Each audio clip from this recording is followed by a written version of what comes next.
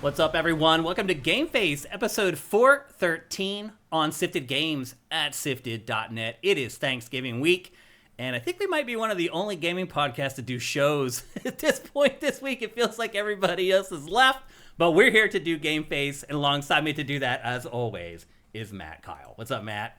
I'm not going anywhere. Yeah, you're not. I'm not either, actually. I'm working all day Thanksgiving, literally all freaking day. My mom is coming here after Thanksgiving. So my wife left to go back to our hometown. She gets to do Thanksgiving. I don't have any vacation days, so I can't live like a normal human. Yeah, well, your boss sucks. Yeah, I am the worst boss I've ever had. So my wife is actually at home doing Thanksgiving like a normal person. I'm here working, and I'm going to keep working because when she comes back, she's coming back with my mom, who is visiting Los Angeles for the first time ever after I've lived here for like 20 years pretty much. So I have to, over this break, I have to do all the content we normally do, like I'm doing right now for GameFace. I have to produce all the episodes of Packed or Fact or Ask Shane Anything, but I also have to double produce all the content for the next week when my mom is here so I can actually go out in LA and do stuff with my mom who finally showed up here. So, yeah, the life of the business owner is not as glamorous as you might think. I think I've had one vacation in 9 years, and I get about 6 days off of work every year, and I've been doing it for 9 years. Mm-hmm. Good times. But truth is, we have an awesome show for you guys today. We really do. We're totally stacked with games, but I think what's most important to a lot of you maybe is our Turkey Awards. We've been doing them every year on GameFace, and we did them for years straight on Invisible Walls. It's something that I've brought to GameFace from Invisible Walls. It's a chance for Matt and I to pick a couple things to pick on, I guess is the best way to describe it. Also, I should say, Matt, our show last week, the show where I declared our podcast is the best gaming podcast in the world, we had the most unique visitors ever for our show. Ever. Like live or in live viewers, yeah. Like we had over 1,100 live viewers of our show last week. And that's uniques. So not people that stuck around the whole time, but people who popped in and out and watched the show at least for a little bit throughout the course of the show. Over 1,100 people last week. So thank you. Everything that we're all doing, it's working. It's working very slowly, but it is working. We are gaining audience pretty much everywhere right now, and a lot of that is because you guys are doing the stuff that I'm asking you to do, like liking this show on YouTube, leaving comments. All that stuff helps the algorithm. It makes a big difference for us. You see that one girl this week who had hit 10,000 subscribers? She's been live streaming for 3 years straight, every day, 24/7. No. Like, she has like little mini games people play when she's asleep on her stream, like, and it took her 3 years to hit 10,000. Mostly because a couple other big streamers noticed her, and co-streamed her. And she had a big like celebration and basically like emotional breakdown like during it. It's hard. A lot of work for very little reward there, but I mean, especially when you're young, it's like she's in her 20s. When I was young, she's got time. When I was young, I was very impatient too. I'm like, if something doesn't happen overnight, it's not happening. I move on. As you get older, you start to learn sometimes it takes time to build stuff. Maybe I've gone too far in that direction. 10 years is a lot. It is, yeah. But anyway, all our metrics are on the rise. It's taken a lot of hard work on my part and a lot of sacrifice on my part because we literally sat stagnant for like 2 years. We're just nothing, just flatline. No new subscribers, not falling, but not growing. It was insane. I don't know how it was possible that happened. But anyway, our metrics are going up. A lot of that is because you guys are doing what we're asking you to do. Like the show, comment on the show, no matter where you're consuming it, whether you're watching it on YouTube, whether you're listening to it on any of the podcast services it's all on. Review the show, like the show, all that stuff. It matters. It makes a difference, and we appreciate it very, very much.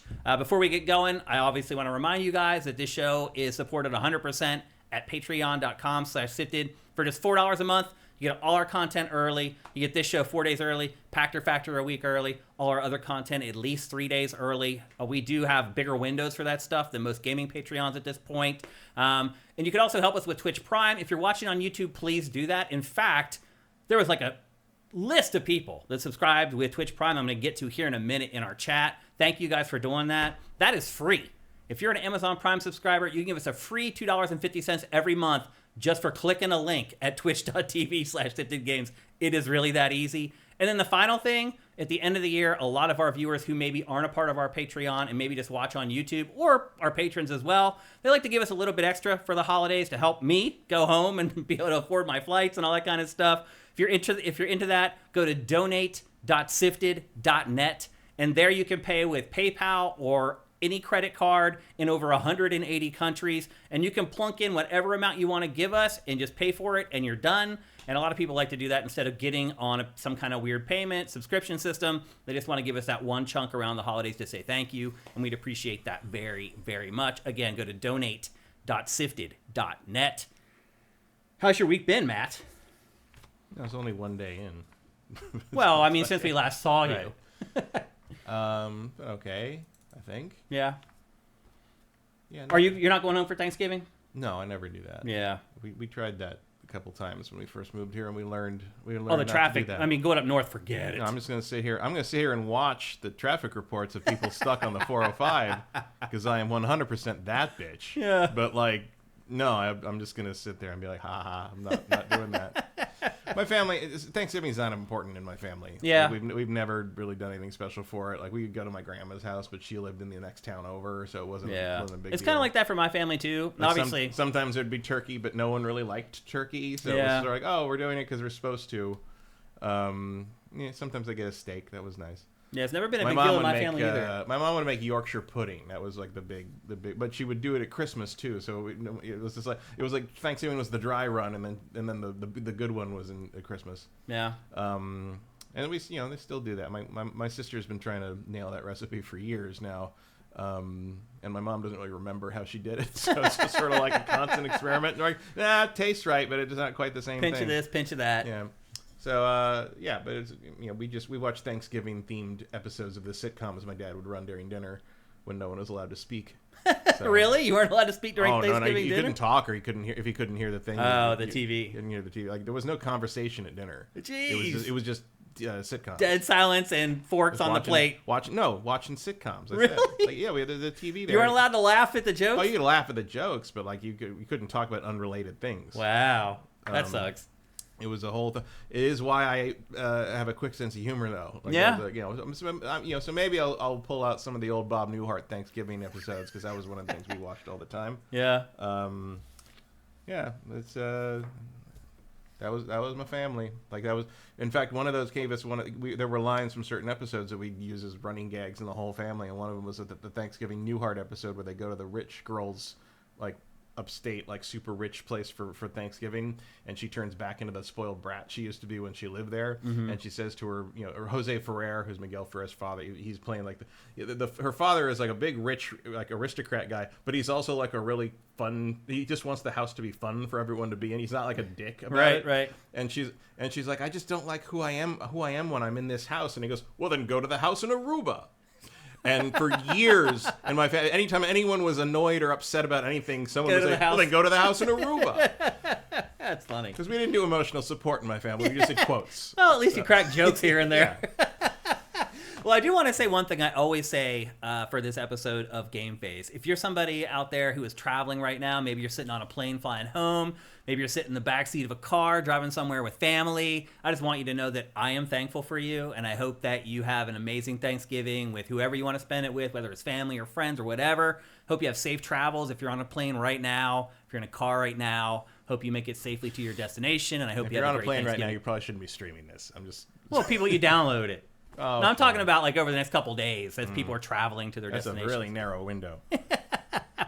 But anyway, but we will cover any flight from across 2 time zones, I think, with one episode. Yeah, that's actually, you're right. You can fly almost all the way across the country. Yeah, you can definitely get from like LA to Chicago on one episode. Yeah, absolutely. And if you haven't listened to the one prior, within 2 episodes, you can make it all the way home from the West Coast.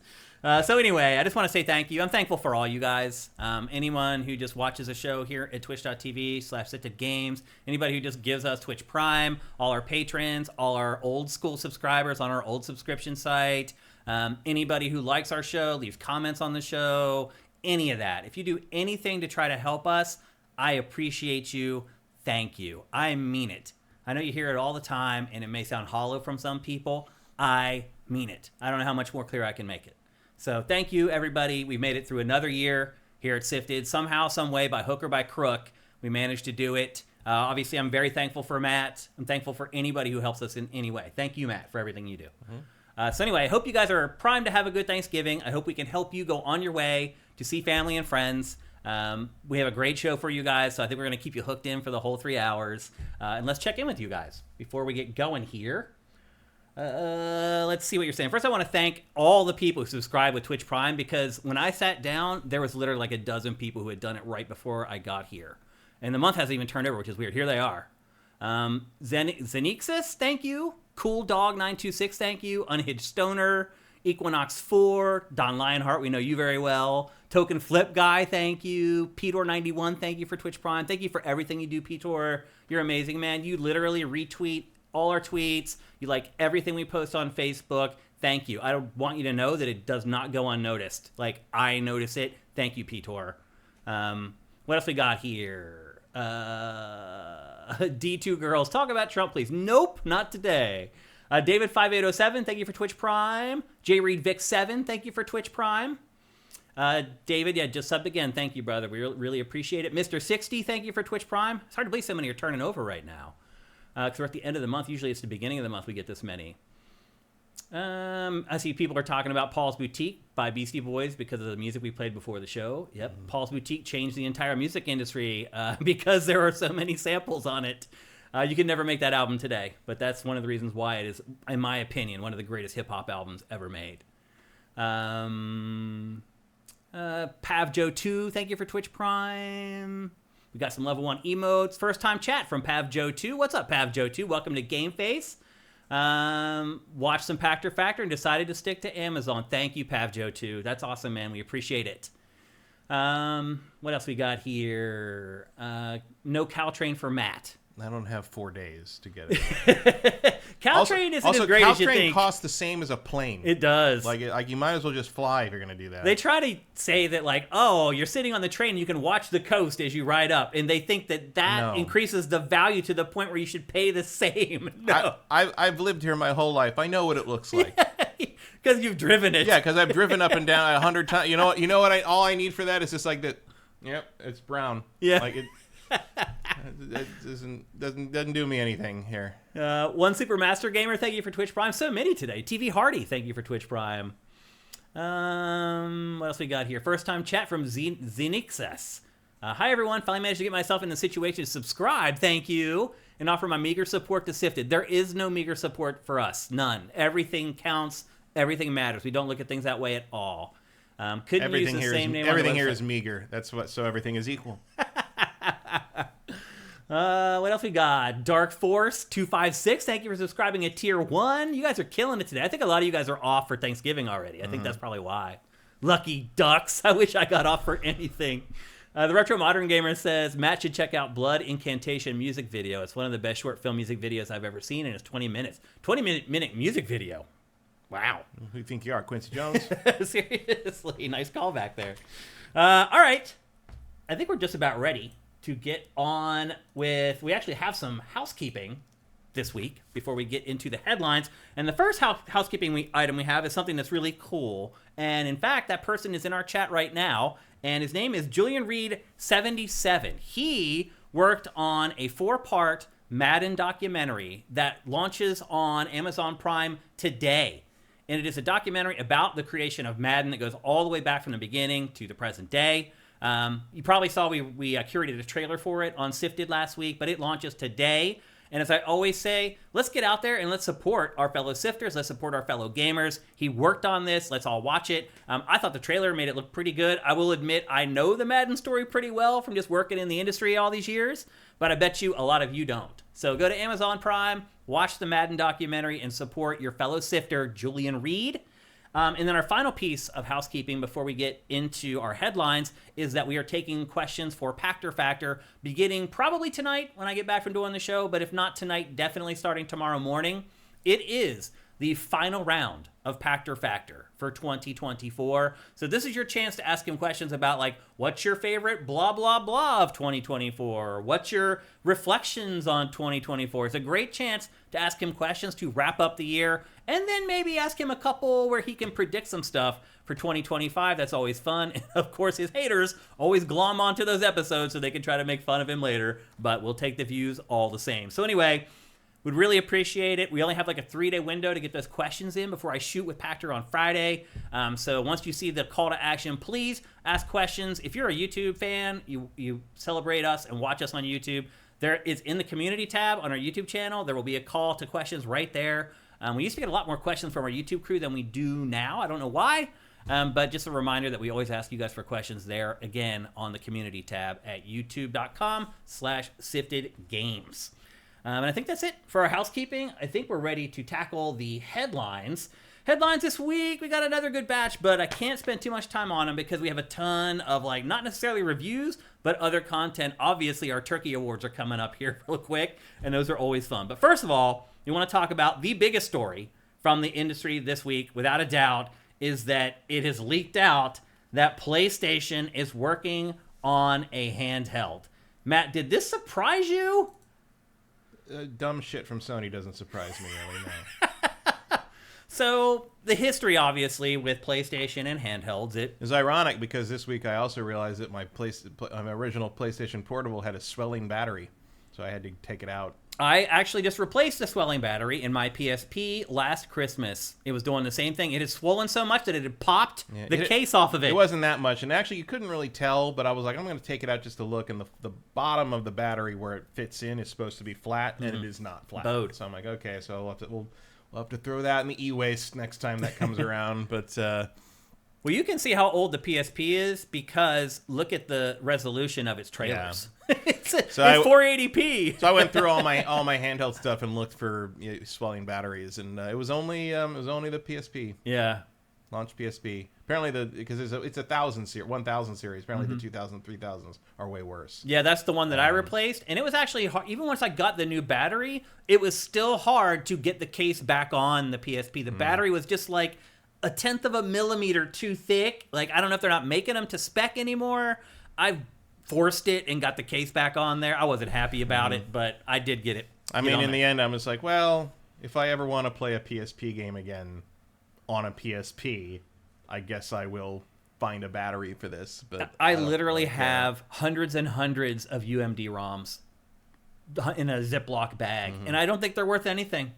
They're probably worth something like game historians, but not much. Yeah, there's a preservation aspect to that. Yeah, it feels like the PSP became basically an illegal platform, and that's what people use it for. Very much so, yeah. Yeah. I mean, that's probably why people are excited about this. Yeah, you're probably right. So wow, this is going to be the best thing to play emulators on. Yep. So we had the PSP, and I know a lot of times Pachter bangs on the PSP, and people always criticize him for it because he says it was a failure. It was a failure. It was 100%. It's like both of them were. Yeah. Like the Vita was even worse. People are like, but I had one, and there was a bunch of games. Yeah, I had a Game Gear. It still fucking failed. Yeah, it made no money. I love my Game Gear, but it was a failure of a product. Yeah, it was a huge loss leader for Sony, the PSP, and then the Vita was just an unmitigated disaster from day one. It wasn't even something that eventually happened. It was just from day one.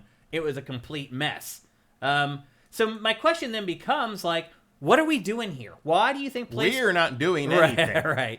But why do you think PlayStation is deciding to jump back in a pool that has been very cold for it in the past? Because dumbasses in boardrooms see the Switch and they think that, and the Steam Deck, and they think that's the ticket. Do you think that's what this is? Do you think this is Sony just trying to take on Nintendo? It's the same thing it's always been. They're trying to catch the fucking Nintendo train. But I think my question though is, why hasn't it learned its lesson that it's not going to happen? Sony's fucking stupid. I don't even think this is necessarily like a directive coming from the Sony Interactive. So this feels like top corporate shit. This feels like all our divisions suck except for the game division. Why aren't you getting? How can we squeeze more money out of that? How come my kids all have Switches and they don't have PlayStation pitches or whatever the fuck we're gonna call it, kind of thing. You know. I mean, that may be very true, actually. Yeah. And anecdotally, them seeing their kids bringing home the Switch and playing the Switch all day. Why isn't that my company that's making that? It could be something stupid. It could also be in conjunction with the sales of the Portal, which apparently did okay. But something like this has been in development for years, so it's got to be. Well, they said it's going to be years still. Yeah, well, maybe by then they'll wise up. They also said it's going to play PS5 games. So what's going to happen is you're going to have a handheld PS5 that's probably going to come out around the time that the PlayStation 6 launches, which then keeps that old library still relevant for another 5 years. That part of it might be kind of smart. Well, this time, I mean, how much is this thing going to cost? Maybe don't sell me memory as proprietary. The Vita's, one of the Vita's main problems was that you could only buy the memory cards from Sony, and they were obscene. Like, getting a decent amount of storage costs almost as much as the system. And it never went down. No, even at the end. Never. Even now. I know. They're still outrageous. It's insane. That was a huge, huge mistake. But I think the bigger problem for PlayStation is the muscle memory of the consumer. When consumers want to buy a gaming handheld, the first thing they think of is Nintendo. It has always been that way. And now the second thing they think of is Steam. Right, Steam Deck. And to your question earlier about the price. And who in the fuck is going to trust these people again? Yeah. To make software, I guess the way they're handling it is kind of like Nintendo. They're saying, you know what? We're just going to have one unified pipeline of software creation, and we're going to make sure our platforms work with that line of software creation. Yeah, which I guess that's fine. Like if it's just going to be a portable PS5, sure, I guess. I mean, if you want to play all these games that they screamed about 4K high-res surround sound shit in the worst possible way, I guess there you go. But like, I wouldn't want to do that. I'm certainly not going to pay any money for that. I mean, a handheld that can play PS5 games in 2 years, to me, is going to cost around like $600 or $700. Yeah, it's going to be high-end Steam Deck prices. Yeah. I don't see how that's a market leader. I don't. I mean, I even thought the Switch was overpriced. Definitely been overpriced for a couple years now, at least. Waiting to see what the Switch 2 costs. I mean, I'm sure it's going to be more. I mean, and then it may even go up once we find out what's going to happen with the tariffs. Oh, we talked about Trump. We couldn't help ourselves. But seriously. Enjoy your $650 Switch 2. Seriously, though. I mean, it could really be that bad. Yeah, 100%. And you start talking about something like this in 3 years from now, it could be even worse. Yeah, well, the good news is I don't care because I'm never going to buy this. Just so you know, like if we're still doing this by the time this comes out, no, I will never give Sony money for a handheld ever again. Because let's be honest, you have to kind of be an idiot. It's like, fool me once, shame on you. Fool me twice, shame on me. What happens a third time? Yeah, and now at least with the other ones, I had the excuse of like there were a couple games on it I wanted to play. Yeah. Whereas this, if it's just going to play the stuff I already play on the console, no need for it. Yeah, honestly, it's just a Switch with an extra step. Pretty much. And I never play my Switch in handheld mode unless I'm like watching football and I need to play a game at the same time. But like the way you get that in my hands is you make it the same item. Right. You know? Like I don't need another to double the cost to play it in a way I don't even care to play it. I mean, my guess is PlayStation is just counting on the Sony fans to support it. Yeah, I mean, clearly people who want to play things in a portable manner is a huge market. Like I'm a minority in that sense. But I don't care. Like, and I just don't see, I guess if you're going for you're gonna make a choice between a standalone console and a handheld version of our system, like that's kind of where you're gonna go, and I kind of expect that's what Microsoft's gonna do too, or maybe they might even replace they do a Switch style thing in some way, or one or the other. I mean, that's the other question. Like the handheld is it going to plug into the TV? I mean, it kind of has to, doesn't it? It feels like that's an expectation now. Yeah. Right? Yeah, it does feel that way. I mean, once the Steam Deck did it, it feels like any handheld now needs to be playable on the television. So it's just, you're just walking in Nintendo's footsteps again. Which, by the way, I don't know if you noticed, but in some of that PSP B-roll we showed, you could play the PSP on your TV. Oh, yeah, it had an out. It had audio-visual, RCA plugs. The Vita had it too. The Vita had an HDMI, if I remember Did right. it? I think so. Or it had an adapter. Yeah, it had some goofy thing, I think, that maybe let it play on your TV. So this isn't something that's new to PlayStation with handhelds. Like, it's something that is done in the past. But I think you're right. Ultimately, this is both Microsoft and Sony trying to cut into Nintendo's market in the handheld space. And I just think it's a fool's errand. It's like they're not learning from history. It's like, do you just have too much money? Like we got to get rid of some of this. I think they're overestimating too the market for handhelds among adults. Yeah. Because the kids are going to want Switch 2 or whatever the hell it's called. They're going to want to be able to play Nintendo's games on their handheld. Well, because they don't have control over their living room. Right.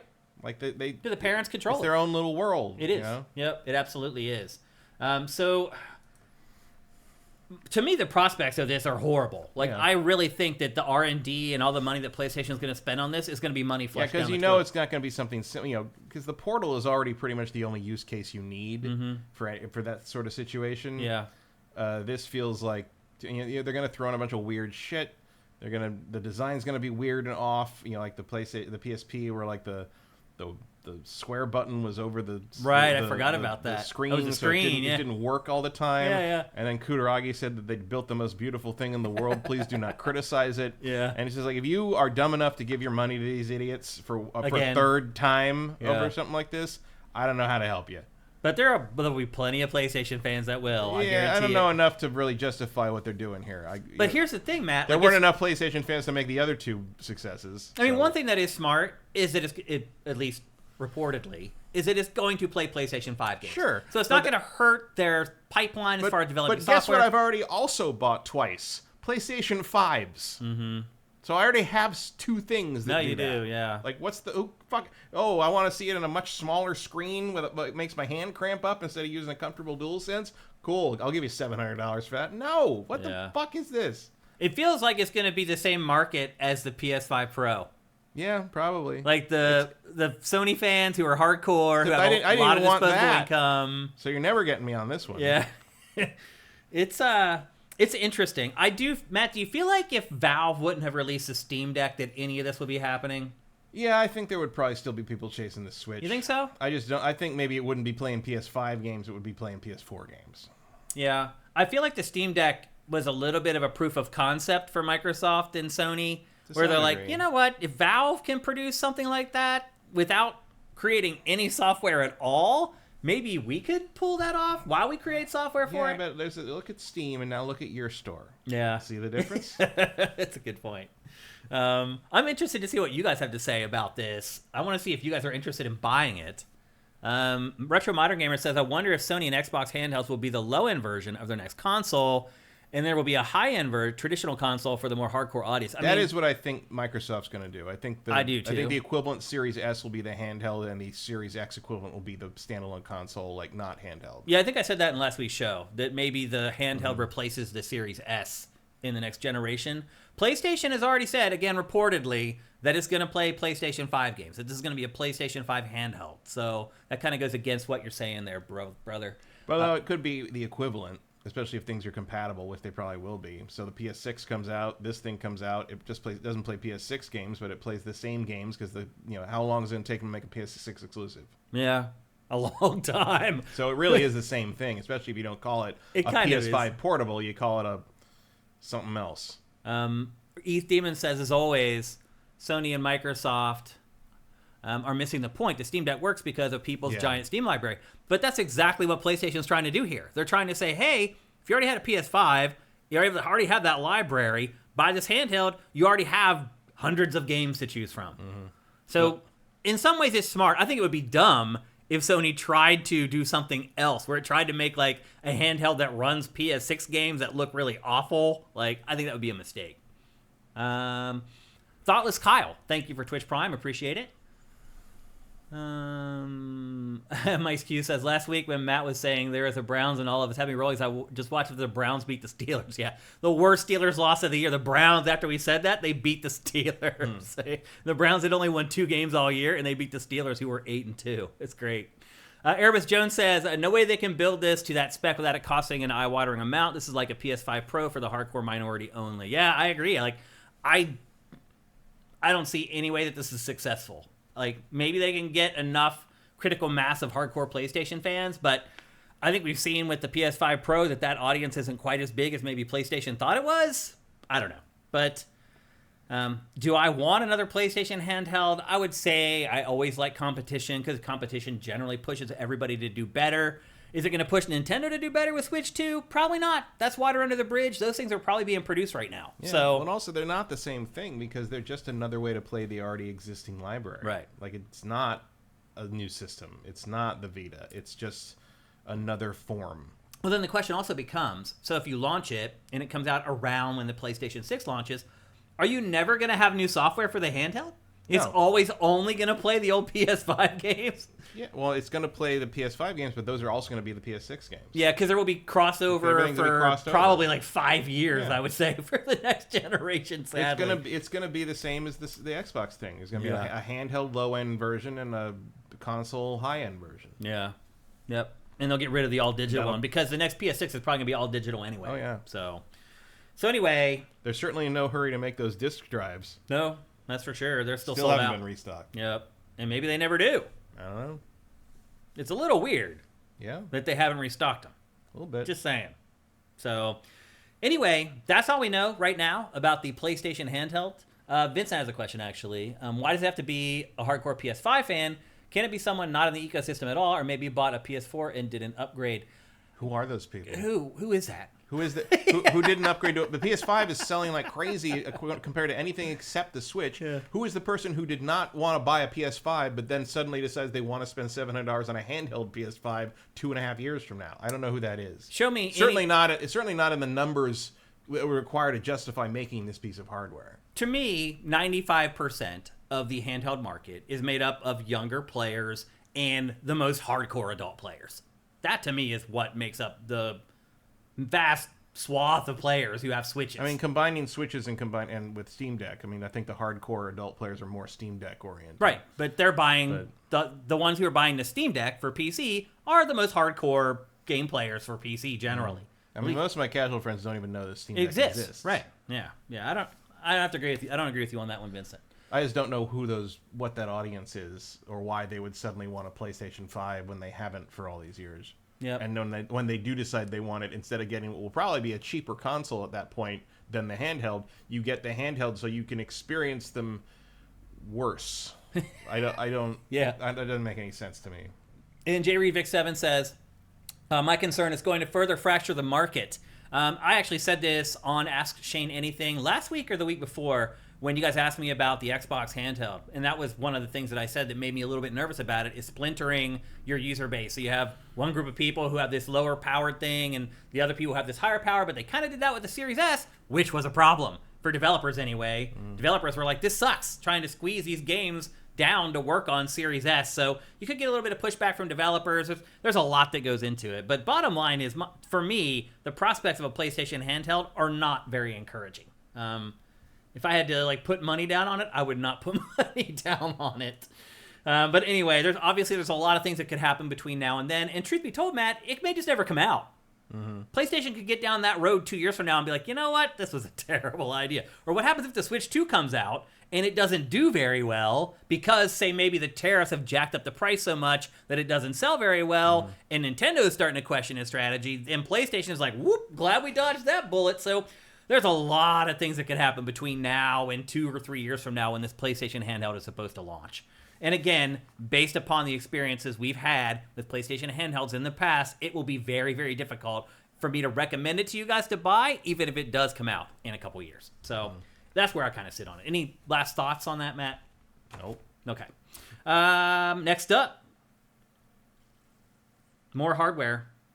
So Valve, it leaked out this week that Valve is working on a Steam Controller 2. Matt, what was your experience with the Steam Controller? Nothing. You never had one? Nope. Have you ever tried it? I might have used it at like a E3 or something at some point. I have mice. I don't need that. Do you think this was a solution in search of a problem, maybe? Probably, yeah. I mean, I think you need to do something when the big picture mode hit. Like, right. We needed to find a way to do that. We didn't. Because don't forget, this launched and you might as well, alongside Stream Deck. Stream Deck. Yeah, what was it called? What? What's the hardware called that this launched alongside? Is it Steam Deck? No, it's Steam. No. The thing that streams your PC to your TV. Steam. Yeah, big picture. No, that's what it's called when it's working. What's the hardware device called? Steam Link. Oh, yeah. This launched alongside the Steam Link. And they were paired together for a reason. You might as well sell people a controller instead of having them go buy your competitions like a PlayStation controller or whatever. Mm-hmm. But now PC works so well with the other controllers. It's like, would you ever buy? I mean, the purpose of this was to give you sort of a mouse control alternative. Like the idea was like it theoretically could work for like RTSs or something. Yeah. And it works better than you'd think. It really does. Yeah. I mean, I've used it a bunch. But like, I never bought one. I have no. I have one. Because I don't use the Steam link. I had a Steam link because I got it for like $5 at some point because they did some crazy sale on them. But like I have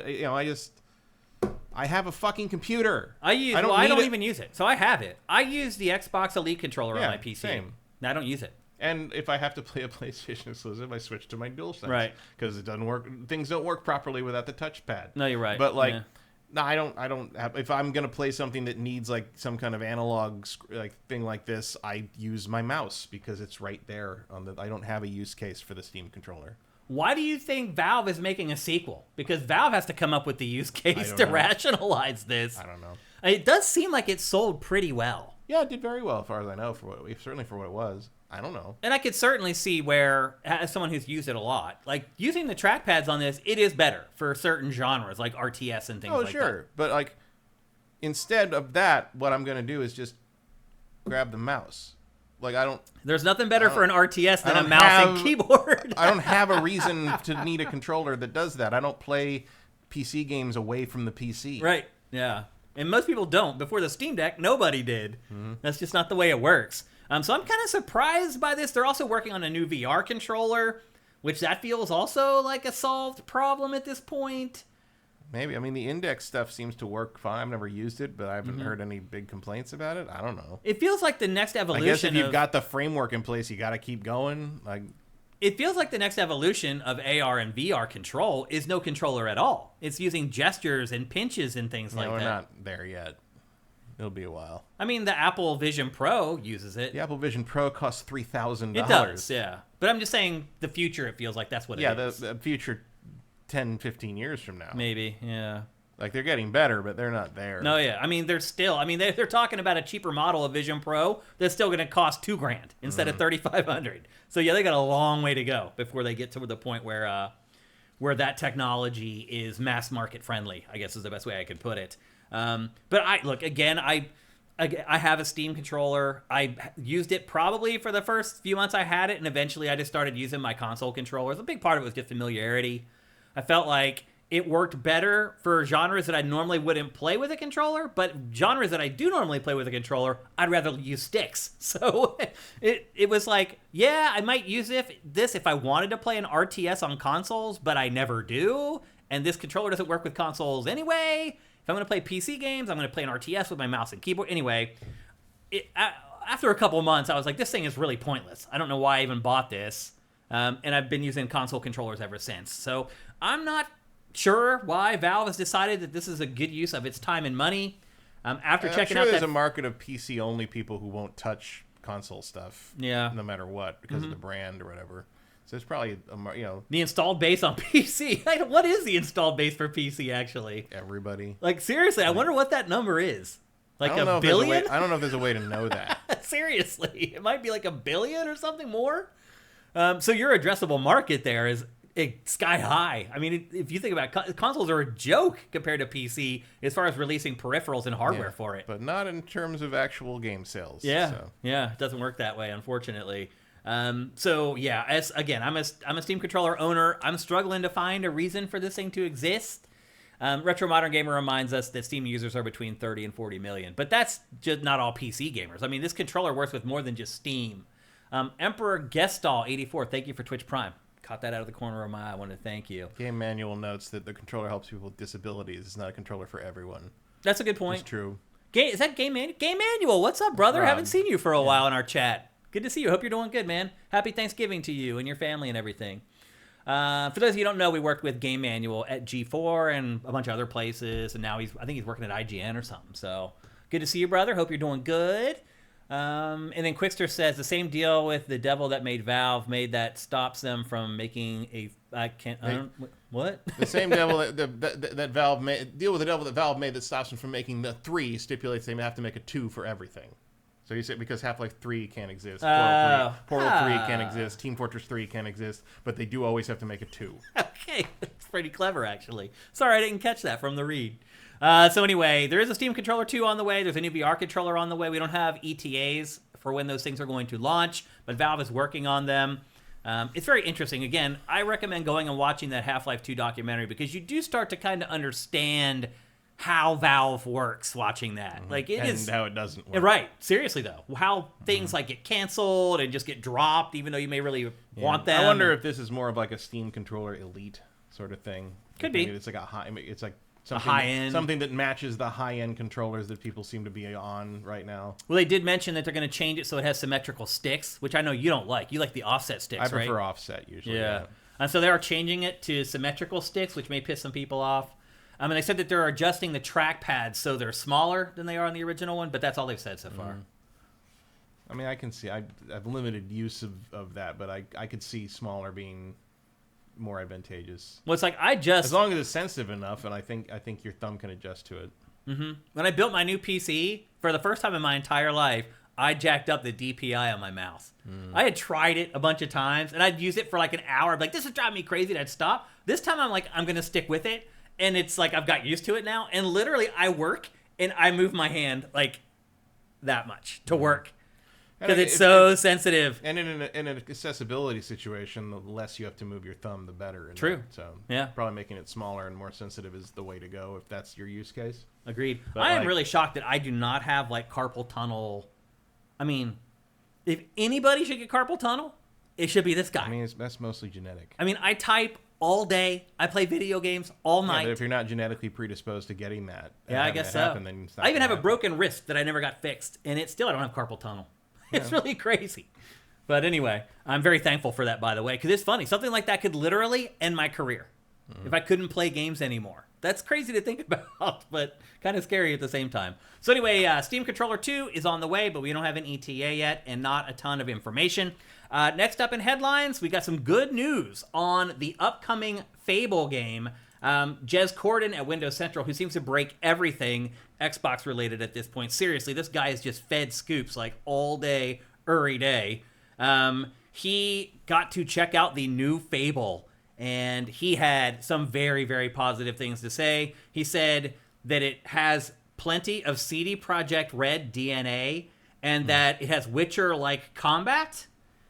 He also said that even though it's in like a pre-alpha state, it is already incredibly polished, and he was shocked at how finished it looked like it was.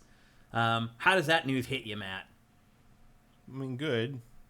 Let's see it. Yeah. But like, Jez has been around the block. I trust his opinion. I don't know what Witcher-style combat means. Because honestly, Witcher, the combat is one of the things I don't like all that much. I mean, I like the combat in Witcher fine, but I don't know what that means. Like, because one of the only things that Fable always did pretty well was the combat. It was action-based. It felt pretty good. It was a little simplistic, but it's like, and like all that stuff sort of also describes Witcher. So it's like, yeah, what's the difference there? I don't know what that means. Because I would describe Witcher as having slightly more advanced Fable combat. I mean, that's what they're saying. So I don't know what that... Like CD Projekt DNA in terms of world design and quest design, great. In terms of combat design, I mean, fine. Like the combat in Witcher 3 is fine. Like it gets you through the game. Yeah, it's passable. And if you play on the higher difficulties, it's more interesting because you got to use all the supplemental shit. But like, I don't know how to translate that to this footage. I don't know what that means. It's not a useful descriptor to me. Well, it's like all the combat that they've shown in this. I'm glad he's using a game I like to describe it, but like I couldn't turn that into a theoretical mechanics for you. Yeah, what they've shown in trailers so far for this game, it feels like the fights are almost like they're not turn-based, but they look like they're almost kind of set up that way. It feels like you're kind of like in a little arena. I don't think it. Really? I think they're all just. I think it's just like the fact that they're all clearly preset situations for the trailer is why that feels that way. You think so? Yeah. It always feels like they're in kind of this little confined space in the fights, like with a canopy of trees over the top of them. No, I think that's just because of what they're making the trailer to be. Because like honestly, I'm sure a lot of this is very old anyway. Right. Like, Some of this is If people don't realize, a lot of times when you get footage in trailers, that footage is like ancient. Some of this is probably proof of concept stuff to some degree, because there's an element of some of the fights in the trailers that feel like Hellblade, which do That's have that sort of thing. Yeah. But if that's how it is, then I don't know how you describe it as Witcher 3. Right. That's what I was saying. So, I'm like, because looking at it, it doesn't look like Witcher 3 combat to me. But... Well, I was never worried about that at all, because this is all clearly not how the game's going to work. I think a lot of this is in-engine, but this is not any kind of representation of how the game's going to play, as far as I can tell. Like, there's a couple of things that are probably, like some of that's probably in the game, like that spell I'm sure is in the game, or like these moves or this whatever. Looks like an impromptu fight here. In fact, that looks like the guy that she threw the rock at that was on top of the rock. Yeah, I think it looks that like he is came him. down then to fight her. But the way the camera's moving with her looks more Hellblade than anything else. Yeah, see, it looks like these scenes are reversed actually, and like she throws the rock to get him down off the cliff, and then he comes down and they fight down by the rock. That's what it seems like. Anyway. That's the magic of editing. Yeah, it is. Yeah. So I don't know. Like, I'll wait and see what the actual gameplay trailer reveal looks like. I mean, look, I respect Jez. Like, I feel like he's been around the block, and if he tells me that the game's looking pretty good, like, I'm pretty satisfied that the game's probably looking pretty good. Well, it better be. Yeah, I mean, they've given him plenty of time. Yeah, 10 years. Yeah, I mean, it should be looking damn good at this point, to be fair. And also, it's Playground Games. They've never put anything out that didn't have polish on it. Yeah, it's true. So. But this is stepping outside the comfort zone here. I just don't believe in that kind of thing. Yeah. I mean, these guys. You make a AAA game, you can make a AAA game. Really? Yeah. You really believe that? If you've been making racing games your whole life, you can just suddenly make the best AAA RPG? I think you can. I don't think it's as big a barrier as you think it is, and most of the developers I know would agree with me. Like, making a game. Well, they're going to say that because they don't want to think that they can only do one thing. Well, no, because they haven't done only one thing. I'm talking about people who've made every kind of imaginable game you can think of, and they're like, the difference in terms of what you're programming is that that's a concern for the game director or the creative director. Like, that's something that they have to figure out the feel and the balance. But if you're just like for the most part, the team is just coding. Well, the other thing is we don't know. They could have hired an entire team of people who have worked on action RPGs their whole life. We know shockingly little about that second team's leadership. We really don't know. Yeah, I mean, to be fair, I actually don't know much about the Horizons team leadership. Like Playground Games is like a kind of an underreported group from what I mean, we know Turn 10. We know the guy who runs that and sort of some of the high level. No one really does profiles or highlight things on Playground Games for whatever reason. Maybe because they're so far away. I don't know. Because aren't they in Australia or something? Aren't they like really like off somewhere? Yeah, I think they are. Yeah. I'd like to know more about that company. It's just like, it feels like that company kind of came out of almost nowhere and just started making like some of the best arcade racers around, and then they got handed one of the like the flagship like action RPG franchise in the Microsoft stable, and like.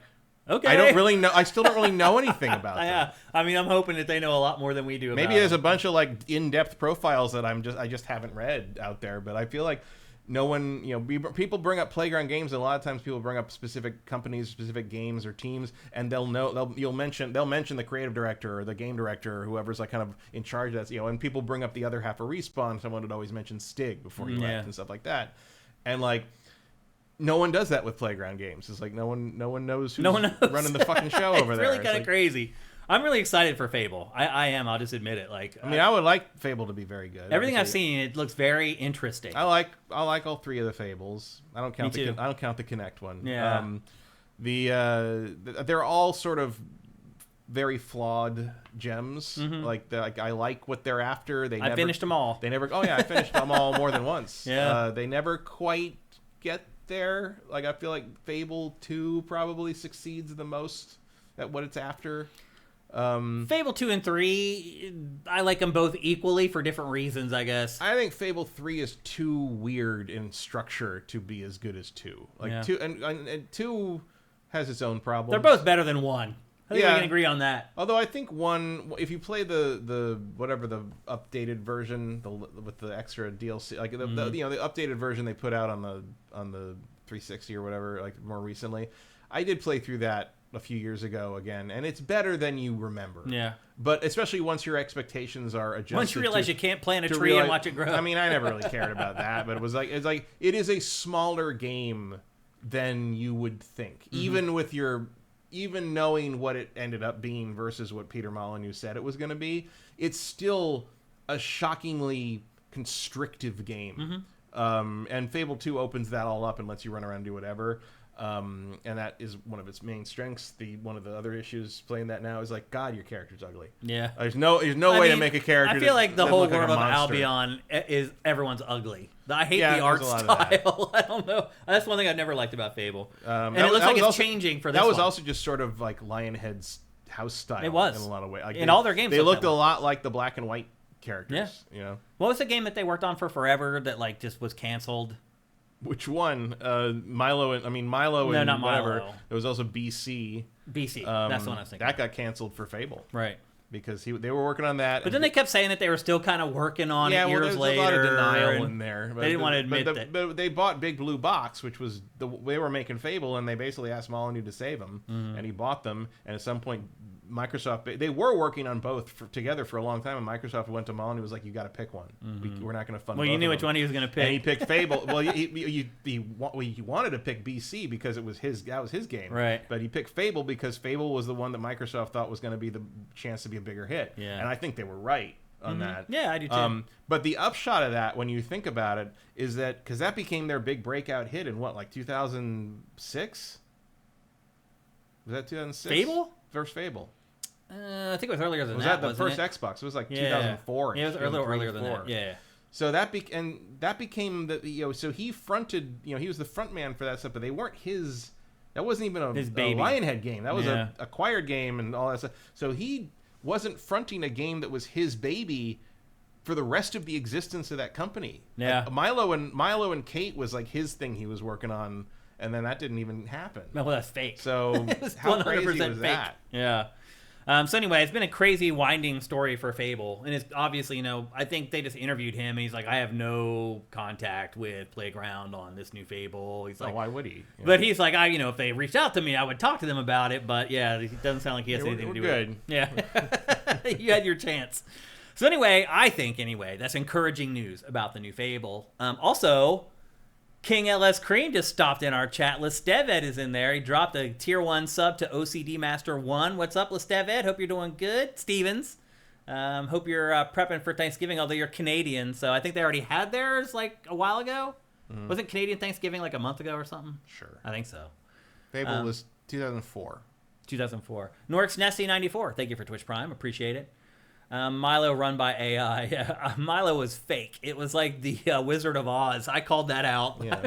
It's also the same thing happening with those Tesla Optimus robots, by the way. But Oh, yeah, apparently it's all fake. nobody cares. Yeah. On that one. If Peter Molyneux was running Tesla, it would be a big deal. That would be insane. But better than it is By the right way, now. if you've had experience with Peter Molyneux, it's real hard to be fooled by Elon Musk. Yeah. You just mean saying. Leon? Leon. Makes me laugh so hard. Anyway. Leon scum. Yes. Anyway, thanks again to Jez Corden, who gave us this information and gave us another topic to discuss here on GameFace. Next up, everybody's getting what they asked for. Ubisoft is removing the forced stealth missions from Star Wars Outlaws. In fact, I think maybe that patch has already gone Yeah, live. that went up on the 21st. I played it a little bit. Did you get to check it out? Yeah. And how big of a difference is it? Well, I mean, they didn't remove them.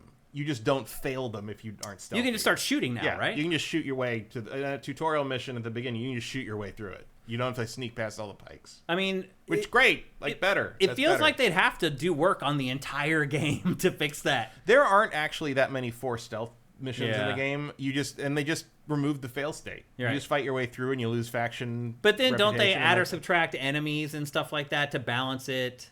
My guess is they would. maybe I don't know. I didn't notice anything. I mean, Really? there's a bunch of enemies running around one way or the other. Because it's like if for a stealth mission, they're going to put like 3 guys in a room. But for a room that you need to fight through, they're going to put 8 in a room. Not So really. I didn't notice a difference. You didn't see anything? When I saw a video of a guy shooting their way through that opening mission, and it's all I recognize all the guards. It's 2 guys here, 2 guys here, 1 guy in the alley, 2 guys over here, 1 guy by that 1 guy up the stairs, and 1 guy at the entrance, and they all ran in and fought her. And, So they didn't adjust anything. No, I mean, there's a lot of guys around. Really, the only thing you adjust is the distance of the alarm, like 'Cause how it's like, close they are if they react to somebody raising the alarm. Let's take this scene, for example. There's one dude. Yeah, the but this game forces you to stealth him, but now that you can just pull out your gun, you just pull out your gun and shoot him in the head. It's over. Yeah. I mean, So why wouldn't you add a couple enemies in there so that this isn't just a complete walk in the park? That's what I'm getting because at. you're losing reputation when you do that. So you want to still stealth if you can, because otherwise you're going to get nailed for it and have to pay a gameplay price by whatever happens from losing the ability to use contracts or whatever, et cetera, et cetera. Also, this is tutorial. I don't know if you can actually skip that part still. I think it just doesn't fail it. I was just pointing out that this is one case I just don't think it matters. Yeah. Like it feels like nothing matters for this game anymore, because I don't see people like saying like, "Yay, I'm going to go back and give it a try," or "Now I'm interested in maybe buying it." Like, it doesn't feel like that's created a sea of change with the lexicon. Well, most people don't even know what happened. It's not exactly big news outside of a certain subset of people. Here's my question. So I didn't even realize it was going up that day until the thing told me. Well, they didn't really telegraph it at all. I loaded up and because I was loading it up to look at the Lando DLC anyway, but like it's noticeable. Like my question is, if people don't know that this happened, how did they know? Also, like this area, there's like 15 people in this room. Like most of the stealth areas have more enemies in them than any of the action areas. I only see 2. There's a whole room. Oh, you mean that down below? Though. They're all but there's stairs right there. They'll run up and shoot you. Like there's pretty easy. This section's pretty easy with a gun. I mean, you just pull it out and shoot 2 people. They can come up the stairs behind you. Yeah. There's not 2 people. There's like 14 people in that room. Downstairs and all. This is the museum thing you have to get in. I'm familiar with it. Yeah. Like there's tons of people. There's more people in this room than any set action scene I'm I talking ever about like your scenario area, not like what scenario area? Like this little room here where you fought 2 people. There's like 12 people in this room. Down below. And they can come up and get you because there's stairs. Yeah. If you raise the alarm here, they'll all hear you and run at you, come at you. That's what they changed. Here's my question. So if you say if you blow it here, they're gonna fail you in this original version, which is fucking annoying. If you say that people didn't know that they fixed this, how did they know that it was broken in the first place? That's my question. The people who don't know it's fixed, or Ubisoft? Yeah, the people who don't know it's fixed. How did they know that it was ever broken in the first place and therefore didn't buy the game? Well, a lot of them just get their opinions from YouTubers, so. Yeah. I mean, the YouTubers are going to be all over the fix, though. No, because that's positive news. That's funny. It's true. It kind of is, sadly. Like, every time people bitch about this game, you can tell they've never played it. Yeah. They've just gotten their opinion. If you have played it, yeah. If they've just gotten their opinion, and they're like, "No, I finished." I'm like, "No, you fucking didn't, because I can tell you don't know what the fucking mechanics are." Like it's transparent grifting. I mean, the sad truth is that negative stuff draws eyeballs and positive stuff doesn't. It's really sad that like positive stuff draws no interest from people. Well, that's always been true. It has, I know. If it bleeds, it's it just leads. human nature. It's so sad, but that's just the way it is. Unfortunately, people want to hear bad news more than they want to hear good news. So. Well, here's the thing. If you are somebody who is well-informed, you watch GameFace or you listen to other gaming podcasts and you're dialed into the industry and this turned you off because you heard from Matt and I and other people that the stealth missions kind of ruined the game or really put a dent in the game, that stuff's all fixed. So if that is something that you were nervous about and you stayed away from the game because of that, maybe give it another chance, or maybe you toss this on your Christmas list, because I did see yesterday that this game is already on a pretty steep discount. You can get it for like $40. Like the Black Friday sales are hitting this one pretty hard because it's the right age for it. Mm-hmm. The other thing I'd say is there's probably going to be a version that includes all the DLC once they get the Hondo DLC out in the spring. Yeah. This is probably going to be a pretty solid pickup circa July next year. Mm-hmm. If physical games are still being a thing. They're still a thing. Remember that most physical games are made in Mexico, so if that tariff goes into play, that's probably what's going to put the final nail in the coffin of physical games. Syntax says it feels like these changes totally negate the main design of the game. They don't. There are very few insta-fail stealth sections. There's like 6, 7 maybe that I came across. Maybe through the whole campaign, there's probably about that. And like it is insta-fail if you're sneaking into one of the secure zones of a faction's area. Still it's that way? I haven't tried that yet, but I imagine it would have to be, because that's the only way they stop you from just walking through it. Mm-hmm. Like it's like when it doesn't, because they kick you out, because otherwise, like, if you have a firefight in there, you would eventually end up killing the leadership of that faction on that planet. Oh, right. Because you're in their kind of the heart of their base. Yeah. So I think that's kind of unavoidable. Yeah, you have to draw the line there. Unless I'm missing. I mean, I haven't tried it yet. I only played.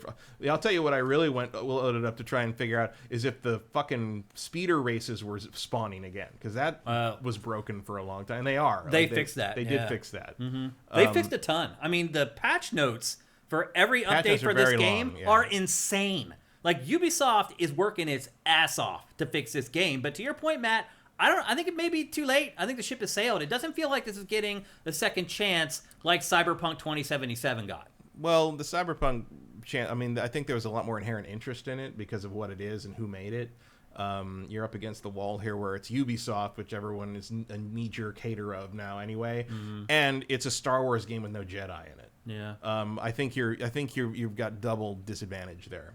And it's, on top of that, you've got, it's Star Wars, which means it's susceptible to the grifter dipshits, because that's all they fucking talk about. It stars a woman, so you've got a downside there in the sense of, like, it gives the grifter dipshits another thing to whine about. Mm-hmm. It's just, it's got a lot of baggage in that regard by the nature of the incredibly stupid people that make up a little loud chunk of the user base now.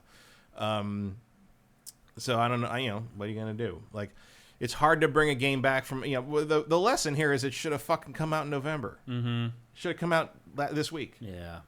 Like, that's. I think if they had known that they were going to have to delay Assassin's Creed Shadows, it probably would have. Well, they should have. Yeah. Apparently, they should have known because they figured it out right after this was received. No, you're poorly. right. You're right. They thought they could put it. They thought they could put the ship together as it was taken off from the launch pad with both of these games, and they clearly got cold feet about it with Assassin's Creed after this got the reception it got, even from someone like me who doesn't subscribe to any of that grifter bullshit. But, like, I was like, this was disappointing to me. This was a disappointment in terms of how it was designed. I mean, removing the forced stealth stuff, especially early on, like, that was a terrible first impression. Yeah. Like, I'm not even saying that's necessarily a horrible thing to do in a game in general. I don't like it for the most part, but like the fact that was one of the first things I had to do before any of the really fun stuff showed up, before I fixed the hyperdrive, before I could do any cool Star Wars shit.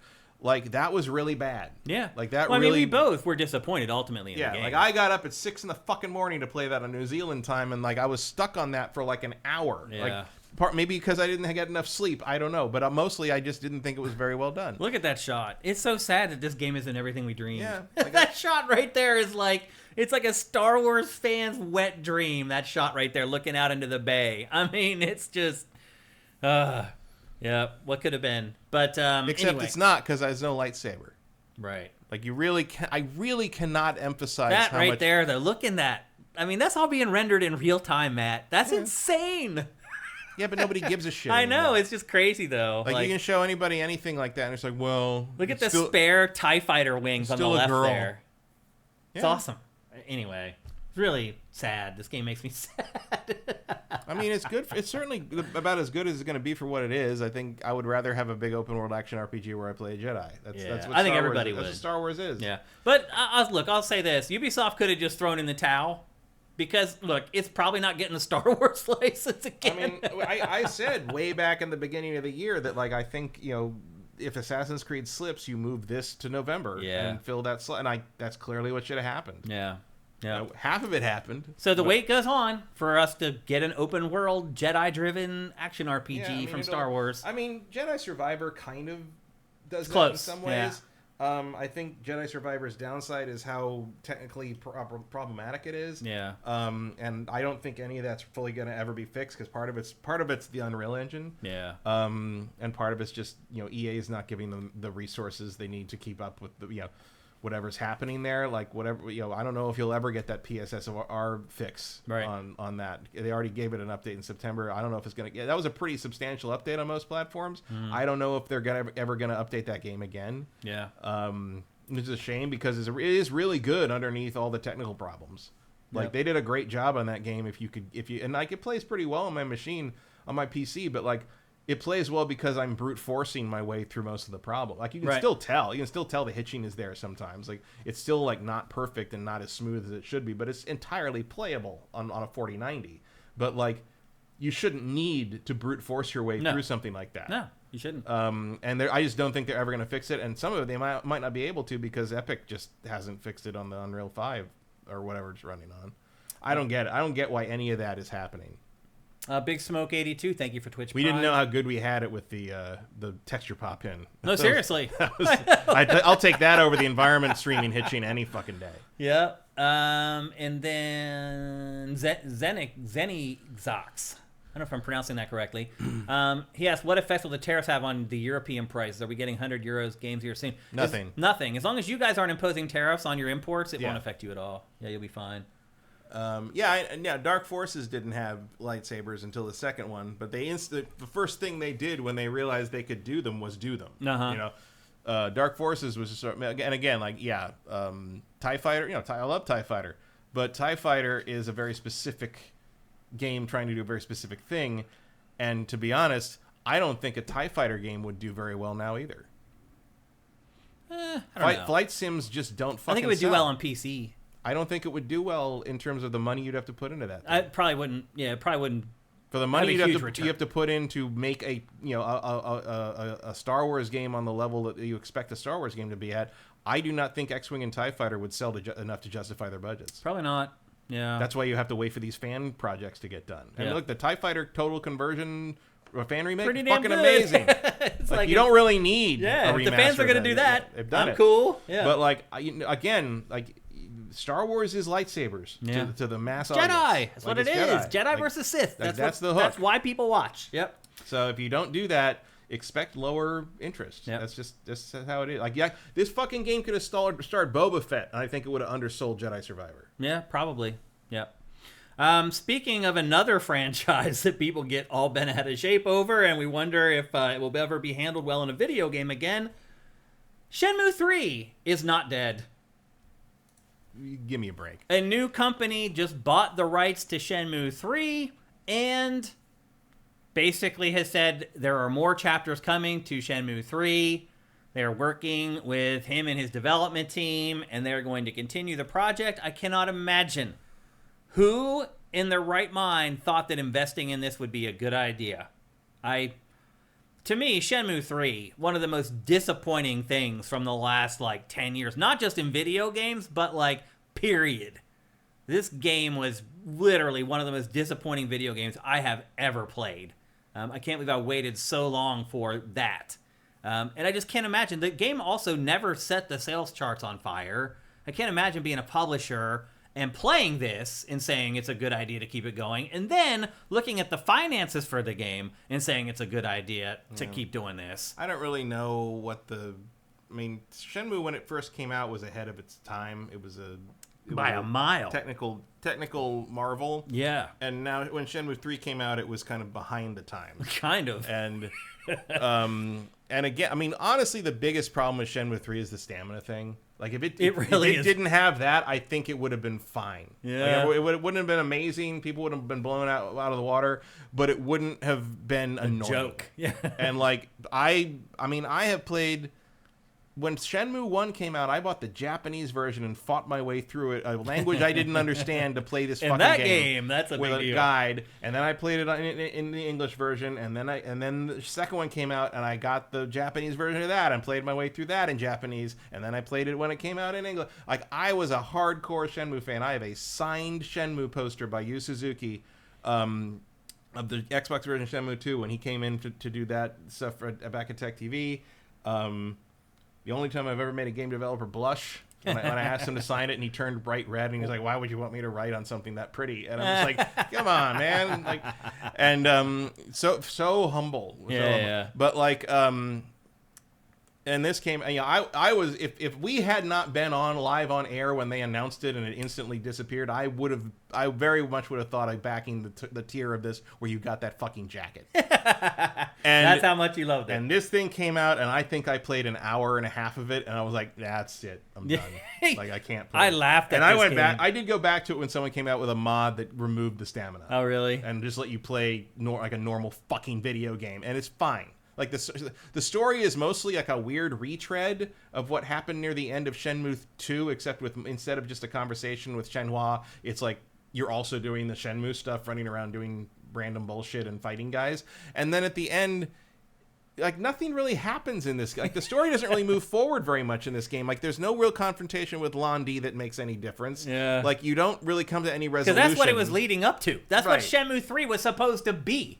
But it's not the end of the story, and it was never intended to be. Clearly, once you finish the game, you're like, oh, you think you're going to do more of this? What the hell is like? If I'm Yu Suzuki here, my thing is like, oh my god, I can't believe we've gotten this miracle chance. We got to finish this fucking story, and they absolutely do not. Yeah. And there's a point where you're like, you know what? Maybe I'm just gonna not care about this anymore. I literally laughed at this game almost the whole time. It was just so incompetent, like just across the board. I just didn't feel like anything was done well. Literally anything. I thought the graphics were garish and crap. I thought the story was pointless. Like, I like a lot of the character designs, but I like the 2D art of them. I don't think they translated into 3D very well. Everybody's very stiff, and I know Ryo's stiff anyway, but like there's a few of you out there who still thought it was an okay game, and some people who thought it was a great game, and I'm just saying you're I don't in know. a cult. I don't know what to do with that. You're in a cult. And some of this is like the cutscene stuff where some of the fighting, the cutscenes, which is clearly mocap, like that looks pretty good. Like they clearly got good martial artists for that. But then when the game starts, you're like, oh, then you actually no. fight in the game. Yeah, it's. And then like you run out of stamina and you just have to poke at them for the whole time. Oh my god, it was so bad. Yeah, so stupid. Yeah. So Why? anyway, Why would you put that in there? I don't understand. Like what? Who thought that was fun? well, if you are one of the people who actually liked it, then you should be happy because you're going to get some more of it. I don't know that the company is like INNIN or something. I don't know. I've seen it before, but if that company plans on making any money, I feel like they're going to need to make it way better than Shenmue 3 was. So, well, I mean, this didn't cost that much. yeah. So. Well, it was all paid for because it was a Kickstarter. Right, but it still didn't have a very high budget. Yeah. Like this is mid to low level indie budget. It is. Yeah. Which is part of the problem because they're trying to tell a story that basically needs like a Yakuza budget. Yeah. And they're doing it with like a third. Yeah, you're right. Of that. Yeah. Yep. And you're right. I mean, with the resources they had, maybe we shouldn't have expected much better than what we got. But the fact of the matter is that that game compared to the first two Shenmue games is not good. No, it's just comparing to like again, the first two Shenmue games were like there was I mean, to the point that like the controls are weird because we didn't have a way of navigating an open world like that yet. Like so, like sure, hold right trigger to run. Why not? There's like, still games that do that though. Yeah, some of them. But like they're more of the Hellblade sort of like big character running through an environment thing. Yeah. And like and just the fact that so much of the gameplay is like meaningless shit. It's like collect all the capsule toys. Why? No reason. It just felt like the cheapest fan cash in ever to me. Somewhat. Like but I was just like, man, you're just milking. For me, it just didn't. It didn't advance with the times enough. Because like you could definitely make a Shenmue that takes modern game design and game technology into consideration that still feels like Shenmue. Yeah, of course. And they just didn't do it. Yeah.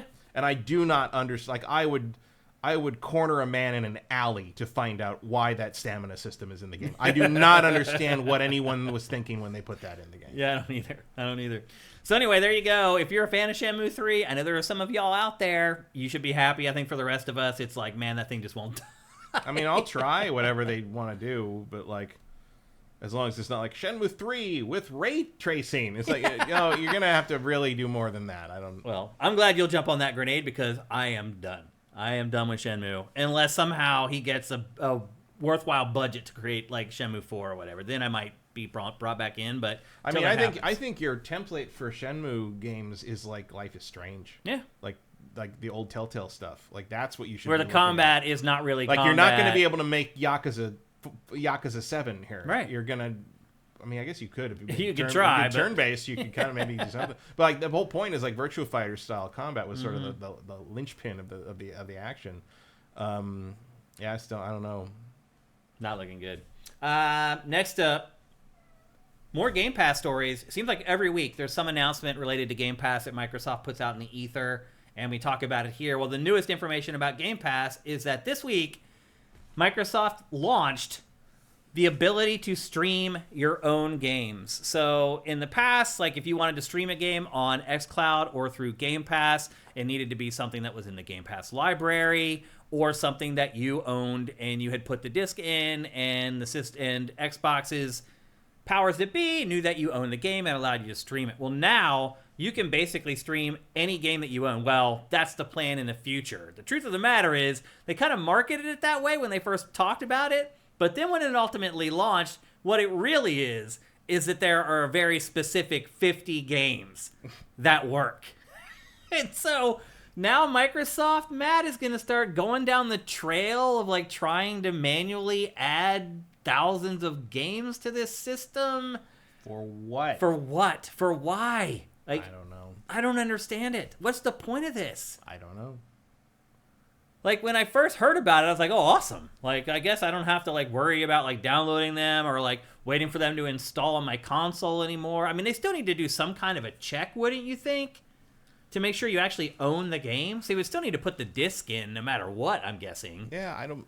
And then it's like, why wouldn't you just play it off the console or off the disc instead of playing it streaming? I don't know. I don't understand it. I don't get why this is happening. Maybe somebody in chat could enlighten me on this one. I don't think there's anything I care less about in modern gaming than updates on what Game Pass is doing. Like, it's the most boring... I mean, you like Game Pass. You just don't care about xCloud and the streaming I don't care about anything it does other than here's the game to download the day it comes out without having to pay any more than I already paid. Yeah. Like, that's it. And all this other weird shit it's doing, all these weird, stupid human tricks it's doing. Like, oh, what do you... Okay, like, go ahead and keep rearranging those deck chairs, people. I don't see what that's going to do. Who's going to subscribe for this? Well, here's the crazy thing. What is this for? What does it do? Here's the crazy thing, Matt. This is only available if you are a Game Pass Ultimate subscriber. So if you're paying $20 per month. But once again, we've talked about this before. Everything streaming should be in the cheaper tiers, not the more expensive tiers. The people who are paying $20 a month, they don't care about game streaming. They're paying extra money to download the games and have the games on their console and play them locally. To me, this is Microsoft just totally screwing up the whole business model. Like, there should be a $5 with ads tier where you just stream games. Like, that should be the cheaper tiers should be the streaming. The more expensive tiers should cater to the people who want to download. So, for me, it would be better if Game Pass Ultimate was like, you know what? We're going to crack open the pipes for our Ultimate subscribers, and you're going to be able to download games to your console in half the time you used to be able to. That, to me, is a selling point for Game Pass Ultimate, not something that to me should be in one of the lower tiers. Like, but isn't streaming going to be more like cost intensive or? Well, we're starting to figure out that it's not as cheap as maybe we assumed it was. We just had the thing last with week or the week GeForce before. Now, yeah. So like maybe you have to keep it to the higher tiers because they're the only ones paying enough to justify the amount of bandwidth or even server time you're wasting on running this. That is possible for sure. And maybe that is even more likely, and that's why it's doing it. But it's just like... Which maybe is a good example of why this is a dead end anyway. Right. Exactly. Again, this is a solution in search of a problem here. Like, the people who are Game Pass Ultimate subscribers don't care about streaming the games. Like... I mean, if they do, please show me that data. Right. Like, I haven't which they won't. Seen it. They never will. Because they never share any data. This just feels like... It feels like look busy. Right. To me. It's like, look what we did. Okay. Did anyone ask you to do that? No, you're right. It's like, oh, we added a feature. Look. Yeah. And we just jacked up the price. But that's like $4 a month. But that's like 80% of Game Pass to me. I mean, you may be onto something here. This could be Microsoft trying to rationalize to people why it just jacked up the price by $4 a month. But like, I don't want that. Right. You already do what I want you to do. You don't have to keep adding shit so you can justify raising the fucking cost. Right. If you're raising the fucking cost for this streaming bullshit that I don't even want, fuck you. Exactly. Give me the option. Let me stay at $16 a month, and if I want the ability to stream my own library, then I could choose to pay you an extra $4 a month to stream my own library. Don't force this new feature on me that I don't care about, and then charge me more money for it. That's wrong. Yeah, like if streaming costs more to handle on their side, I'm happy to give up all my streaming privileges for a cheaper subscription cost. Chop it out altogether. Chop out the streaming out of Ultimate and charge me $12 or $15 I'm never ever going to do that. Right. Like, I do it and just that would and that would give you some really good data on who gives a shit about that. Which you'll find nobody. So certainly not enough to justify the production costs on that trailer. It's crazy. I don't understand what Microsoft is doing with Game Pass as far as its pricing. It's increased the price twice in a year. Mm-hmm. And what have we got for it? And the weird thing is, like, the streaming stuff seems to be actually better on PlayStation. Oh, really? Yeah, like most people I've seen, I mean, I don't use them, but most people I've seen talk about both are like, I think PlayStation, what is it? PlayStation Gaikai is what it originally was. I remember that. Yeah, that's right. I remember the original demo of that back in the day. Yeah. We were all there. Yeah, it was like it was earth shattering. Yeah, it was a big deal. Yeah. And then everyone was there. And then we were all like, wait a minute, the speed of light. Speed of light. Nothing's faster than the speed of light. No. Yeah, how are you going to fix that problem? Like they can't. That would have been a musical number in a Broadway play. But like Retro Modern Gamer says, you got to pay those Xbox employees to do something. I guess. And then Quickster says, how is it that PlayStation streaming is more intuitive and better quality per Digital Foundry than xCloud? I don't know. I mean, some of that is probably Gaikai, but like, it is weird that the company that makes OSs has such a hard time making that less impenetrable. Erebus Jones says it's only digital games you own, not physical games. I don't get the point. That makes it seem even more pointless. It's like everybody. I mean, I have a gigantic Xbox 360 library. It'd be great to just shove the disc in there, say, okay, we did the handshake, pull it out, and then I can just stream it. I don't have to download it or install it from the disc or whatever. Like, then I might try it. None of this makes any sense. I feel like I'm trying to create reasons why I might care, but I don't. It's crazy. And again, I am a Game Pass subscriber, and I actually did get my money's worth this month on a couple games that we're going to talk about later on in the show. But like, it's such a wasted resources to do all. I don't know what you're doing at this point. It's crazy. Anyway, on to our last story of headlines for GameFace episode 413. And this is another one of those stories that they could have just talked to the Duck Consulting Agency and figured it all out, but they didn't. And basically what happened was the developers of Hitman decided or thought it was a smart idea to get Conor McGregor, the former UFC champ, into their game as one of the assassination targets in Hitman. And truth be told, I was like, I hate Conor McGregor. He's a scumbag. But you get to kill him. Yeah. So it was like, all right, that maybe makes... Hitman is definitely an interesting place for a celebrity to go for an endorsement. Yes. I think Conor McGregor had run out of options because most other sponsors and companies knew that he was under investigation for basically rape.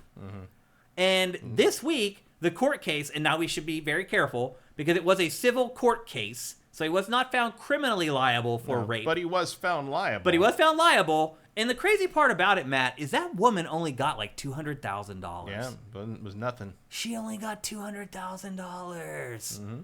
That's insane, man. Like, to him, that is nothing. Yeah. He laughed it off. So anyway, he was found... He basically got away with it. He did. So he had a civil trial, and while he was found liable and he had to pay her money, he had to pay practically nothing. Yeah, it was a pittance. Then he walked away, and then all of a sudden, the developers at IO Interactive have an epiphany, and they're like, oh, he had to pay her, so now we're going to chop him out of the game. Well, you might not be able to do anything about that until the actual conviction. Look at that. Until the actual conviction comes. That's top quality design there. Here's the other thing, Matt. So if you watch this actual DLC, first of all, just watch what happens when he changes Boing. in his ring attire. That's when you cut away or something. I mean, I know you can't in this game because this is the POV of 47, but like that, there had to be a better way to do that. Matt, this whole thing is such a hack job. Some of the voiceover in this was AI. I guarantee you they use AI. They had inflections on the wrong words, and like, it's just such a hack job. So they hacked this all together and then realized, oh, it's a terrible idea to have him representing our game because now he's basically a convicted sexual offender. You may not be able to actually take action until the conviction came through, because then you might be in violation of contract. That could be. Because I'm sure as soon as he was found liable in that civil case, it voided a whole bunch of shit in that contract. So that's why that happened. Probably. They took down all the trailers. Now, to be fair, it's like you probably don't want to do that because you don't want your brand associated with him after he's been found liable for that. There's an argument to be made that leaving him in to be killed is probably like better, fun, cathartic maybe, but he's still getting money from it, so you don't want to support him in that regard. Yeah, you don't want that associated with Hitman. The other thing too is like I don't know if you knew much about the story, but if you read into the details of that story, it is horrific. Oh, it's horrible. It is horrible. Like even by the standards of what we're talking about, it is awful. It is awful. Like he is inhuman. Is a horrible human being. Yeah. I mean, calling him a Human human being being is a strong stretch. term. It Yeah. is. And I'm not going to go through it here because it is horrid. If you guys are interested, you can Google it and find out for yourself. I would just say if you are or were a Conor McGregor fan and you want to stay a Conor McGregor fan, you might not want to look it up. Mighty Pony Girl. Hey, that's future President Conor McGregor. Yeah. Oh, there you go. That's the criteria that you need to be president of the United States. That's apparently what we like here. Does he have 34 felonies yet or no? No, he couldn't even get one. Yeah, well, then he's not presidential material then, Matt. Yet, you got to have at least 34 felonies to be president of the United States. He's young. He's got time. You got to have at least 27 women accusing you of sexual assault. It can't just be one. I'm sure he is underqualified, Matt, to be president of the United States. We just don't know everything yet. Yeah. I'm sure he's been working very hard behind the scenes. Yep. Maybe he'll be on Joe Rogan tomorrow. Yeah. Pleading his case. So anyway, this is the first time I can remember something like this happening in the games industry. What, pulling an endorsement because... Well, just like pulling the whole DLC down, pulling a person out of the game because of something that they did. I don't feel like that's completely unprecedented. I can't think of anything. I'm with you. I'm like, it should have happened before, but I can't think of a case. Because it's not important. Yeah. It's not, it doesn't... Well, it is important that the industry excise this scumbag out of it. But it's like, I'm trying to... I don't know, was like OJ pulled out of anything? Because that was too... That didn't exist then. No. You know? That was like the early 90s. I mean, he may have been pulled out of like legacy Madden teams, maybe. I can't remember actually. Retro Modern Gamer. Dr. Disrespect was pulled when he got nailed for. Well, he was making his own game. No, he got pulled. It was Dr. Disrespect stuff in Call of Duty. Like branded. Oh, he was in Call of Duty? There was branded stuff. I don't know if he was in it, but it was Dr. I didn't realize that, actually. They pulled that when he got nailed for the... I thought they pulled like their partnership with him. No, there was he was in there. There were items. I don't know if he was in there, but there were Dr. Disrespect related items to buy in Call of Duty. Okay, yeah, there's people that got it. Tyson was pulled from Punch Out. Was he? Yeah, because they replaced him with Mr. Dream after they stopped renewing after he became kind of convicted of he's a convicted assault. Rapist. Yeah. Chris Benoit in the WWE games was pulled. Was he removed after the murder-suicide of his family. Also, Ashes in the Hourglass is correct. There was a guy in Yakuza 5 whose model was changed. He was basically recast and patched out because he was caught with cocaine, because drug charges in Japan basically end your career, whereas they kind of make it here. Good job, Chad. So yeah, this is definitely happening. Awesome. Yeah, thank you for supplying all those instances. I knew somewhere in the back of my mind there were, but I couldn't think of them. Yeah, and then who's Andy T. Monahan says Judgment. I think it happened in Judgment, but the character was like debuted in Yakuza 5. I think that's what happened. Like the guy played him in Yakuza 5 and played him in Judgment, and they replaced him in before Judgment came out. Yeah, around the time. I think it was after it came out in Japan, but before it came out here. Yeah. Because I remember there was a scramble. There were people complaining that it was censored in America. I was like, no, they made a business choice, and you're going to have to fucking live with that because they own the game. People need to learn what words mean. Yeah. Like, the government did not force them to recast that man. Society did. Joker 3. Yakuza. Yeah. So anyway, let's not give them any ideas. This is a case where the industry worked the right way after it had already worked the wrong way by IO hiring him in the first place. Like, look, even without the court case, you knew, man. There's no one shouldn't want to be associated with that. They were trying to thread the needle on that one, and it did not work. It's also just such a weird. It's like, who did you think was not playing Hitman that was going to be brought? Like, I can't imagine putting Hitman in the hands of like a big UFC fan who doesn't give a shit about Hitman otherwise. Right. Like, no, you have to be careful and move over and be like here's this delicate puzzle box of a game. No, you don't get to fight. You just hit the button. It's such a weird. It's like, how did they think that was going to work in Hitman anyway? Like, how are you going to have like an MMA fight? You saw it. It's so awful. It's just like a press a button. Also, like, maybe this is just me. I thought 47 would be a little more ripped than that. It's all he does. He looked like Sagat. He doesn't have any kind of life. He just like works out and kills people. You'd think he'd have a little, Yep.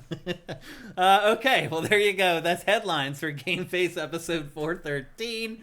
We're about to move on to our Turkey Awards for 2024. But before we do that, here's a word from our awesome sponsor, S.T.A.L.K.E.R. S.T.A.L.K.E.R is a fine cream liqueur created by fellow gamer and sifter Stevens Charles.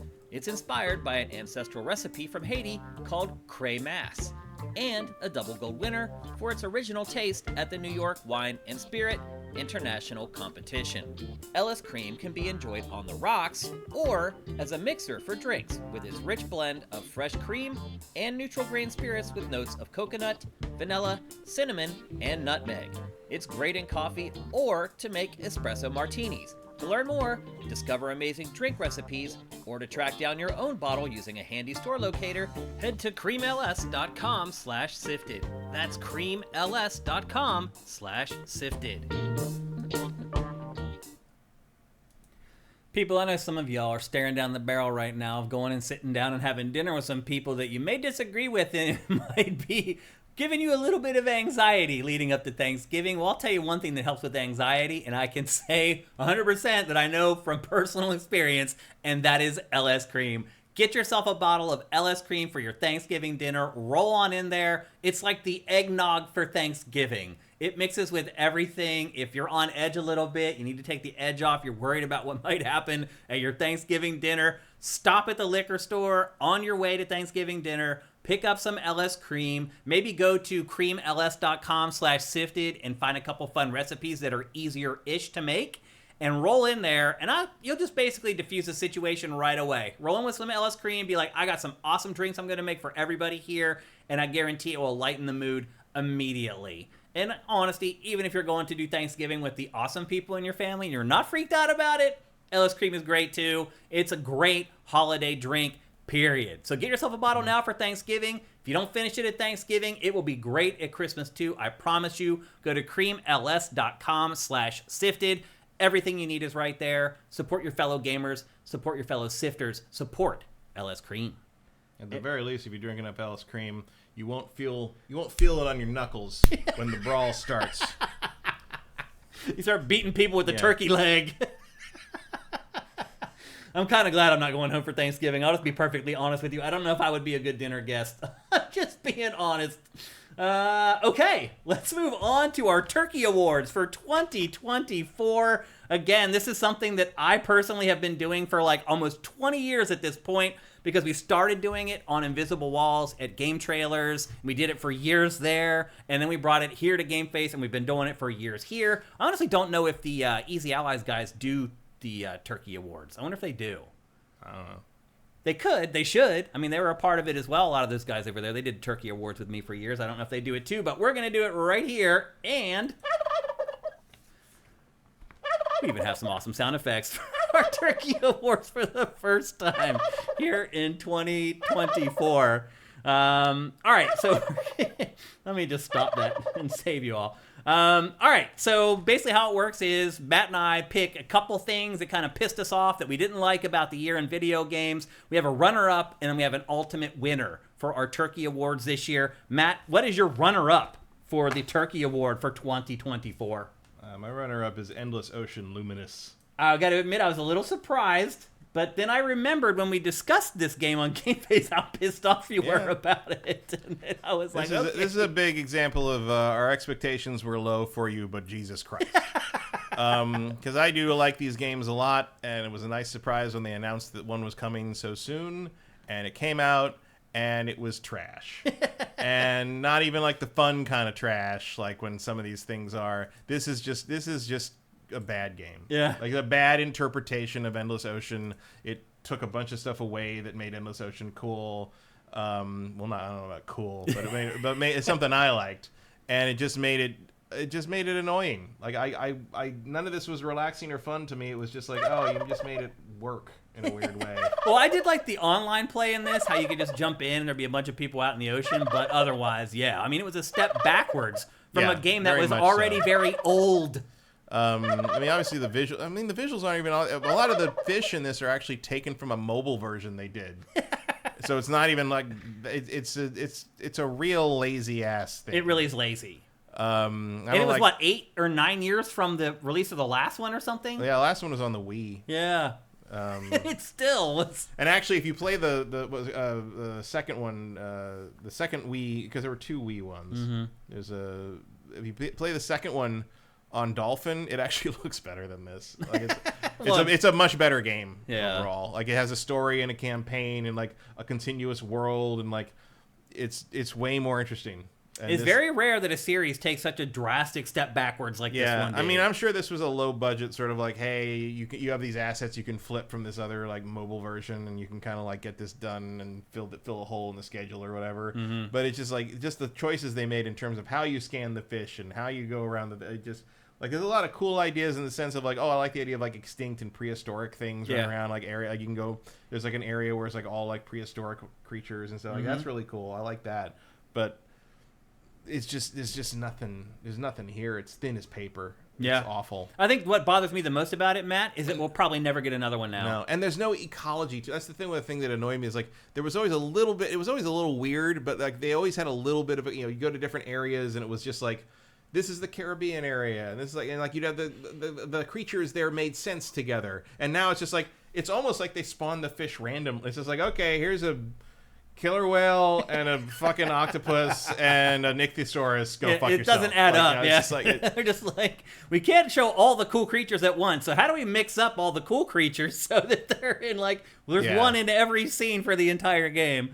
Yeah, I hear you. I was just surprised because I think until you put this on this list, I didn't realize how deep it truly cut you, Matt. Yeah, I mean, it was just it's also like one of those things where it's like no one else is going to remember this and still be annoyed about this. So I felt like I had to say something.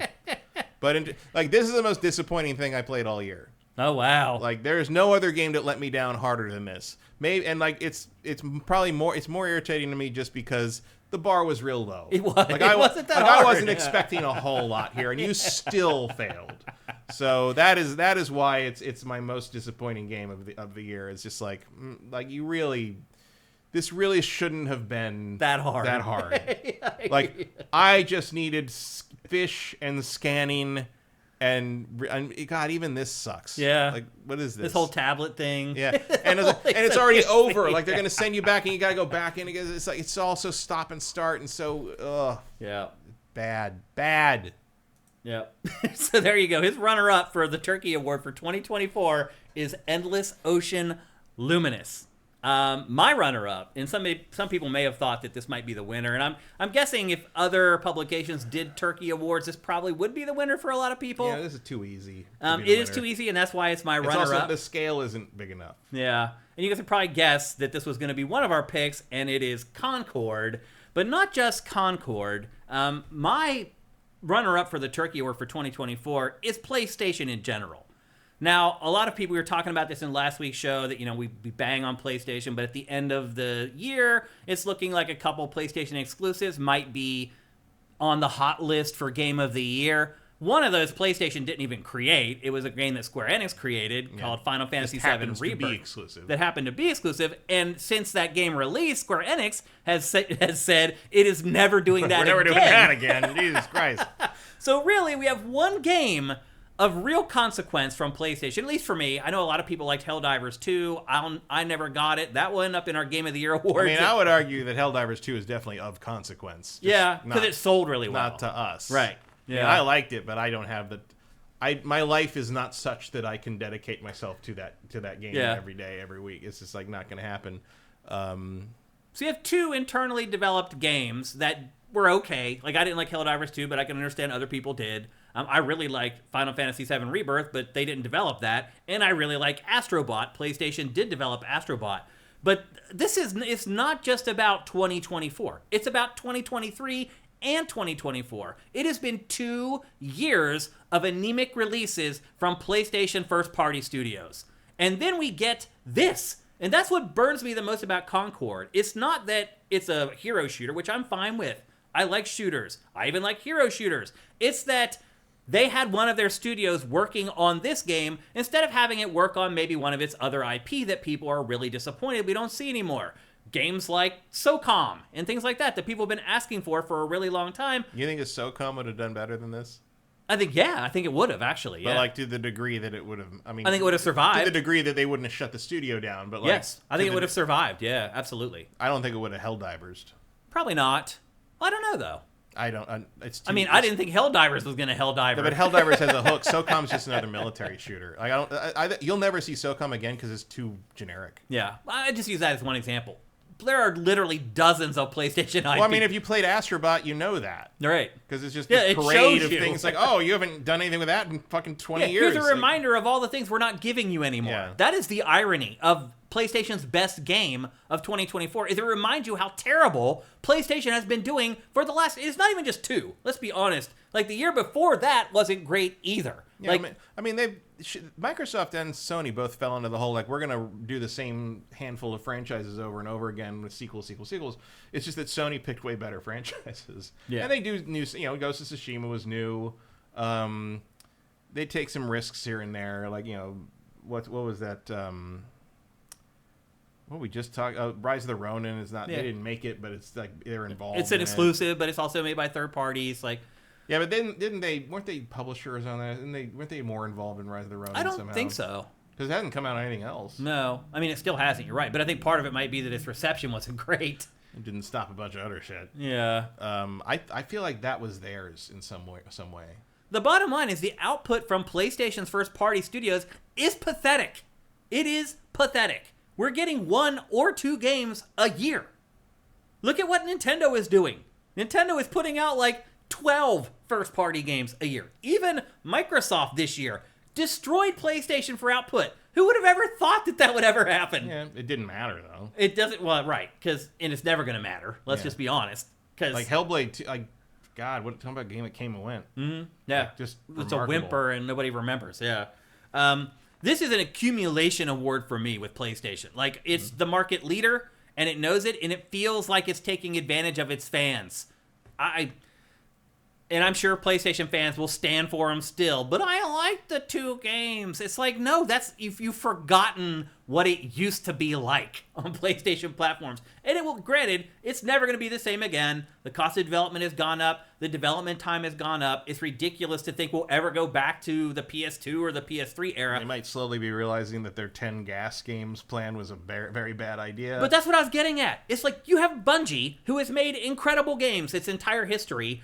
You let it keep working on Destiny 2, fair, it's a cash cow, I get it. But then you put them on Marathon, another game as a service that could go gangbusters, it could do terrible, but bottom line is you could have revived one of your old IPs and given it to Bungie. Bungie working on an old PlayStation IP sells itself. If you're like, Bungie is working on SOCOM. Does that change things? At least a little bit it does. Not to the degree they're looking for. Like, because that's the thing is, like, that's just never going to happen in the climate that existed when they bought Bungie, because they're looking for the next 10 billion game. And SOCOM by Bungie is not a 10 billion game. I don't think Marathon is either, but Marathon looks good in a board meeting pitch. Does it look better than SOCOM? Yes. Really? Because it's an unknown, unproven IP? Well, it's actually a vintage IP that people like us have heard about, but nobody else ever has. And it built Bungie's reputation that Halo wouldn't exist without. But which is another good bullet point to use in a boardroom with a bunch of people that don't know any better. But my point is, yes, it's a better pitch because you have that art. You can show people that for whatever you think, whatever we think that game's going to turn out to do or be, whenever the hell it might happen to come out. And the more I find out about it, the less I'm interested. That art is fucking amazing. Like, that visual style looks like nothing else on the market right now, and you can put that up on a bunch of PowerPoint things. And but in art style, you could have done that with SOCOM. You could have put that art style. You cannot do the Marathon art style with SOCOM. Like, SOCOM, because is SOCOM set in 2250 or whatever? Then it's not SOCOM. It is so. SOCOM is a tactical military shooter. SOCOM is literally a name of a specific branch of the Navy. Right. That branch will exist 200 years from now. Well, then it's not SOCOM anymore, because the SOCOM thing is the... But you're hanging on SOCOM. There's 50 other properties that we could have given to Bungie where it would immediately got a boost because Bungie's working on it. That's my point. Bungie, any of them. You could put what does Sony have that Bungie should have made instead? You could put them on Spyro, and that's a story. And people are like, wow, Bungie's making Spyro? Like, any of it. I don't think they own Spyro. Whatever. You understand what I'm saying? No, I'm saying if this is such a fertile open ground of all these other IPs they should be working on, name more than SOCOM. Any of them. Ratchet and Clank done by Bungie. Any of Naughty Dog's old IPs done by Bungie. Any of them. Any old IP. Go through Astrobot. Any of those properties in there, developed by Bungie. That's a story. Okay, so suddenly Bungie can do anything but Playground Games. We're No, I'm wondering not about saying an they'll be action good RPG? at it. I said it's a story that will drive interest more than Marathon will. Like, anyway. I mean, that doesn't line, matter till the rubber hits the road. The And point I'm making... I'm not convinced Sony was in a position to make good decisions at that time. I think that might be different now as they've learned some things. Sony's been in... Apparently, it's not been in a position to make good decisions for quite a while. I mean, they made the good decision to make this an exclusive. That's about all they got. You'd have to be an idiot not to think that the next Final Fantasy would be a bad idea as an exclusive Well, except for PlayStation. it was because it didn't do all that well. I mean, I guess it did well for Sony because they've got another little feather in the cap, but apparently it did so poorly that Square never wants to do it again. Well, they have to do it again with Part 3 because I'm guessing that's part of the contract. Well, I'm very curious if that. I mean, I wonder if Square is making those deals that far ahead of time. I imagine for this probably. If you're Sony, you probably negotiate for all three of those trilogy at once, right? Yeah, probably. I would think that's probably going to happen. Yep. So anyway, look, I haven't been coy or tried to hide my disdain with PlayStation first-party studios. I've been banging on them for 2 or 3 years now. That hasn't changed because they haven't changed. We're still getting 1 or 2 big exclusives per year. That's not good enough for the market leader, but somehow it is. I mean, you're stuck with the fucking choice to do those games as a service thing. Like, that's going to be felt for years. It really is. I mean, that was there. I mean, I don't know quite how to boil it down the same way, but it's like the same outcome as when Microsoft gutted all their second-party stuff and then had to slowly rebuild it, and we're still not quite back to the output we were. Sony's going to be doing that for the next 3 years. Or longer, it feels like. Yeah, so anyway, that's my runner-up for the Turkey Award for 2024. That's not even my winner. So if you think I got fired up talking about that, just wait till I talk about my actual winner. I think I think that would be a good pick if you were limiting it to just like very game-centric, being someone who plays video games thing. But I think our top picks are both larger. But yeah, they're big picture things for sure.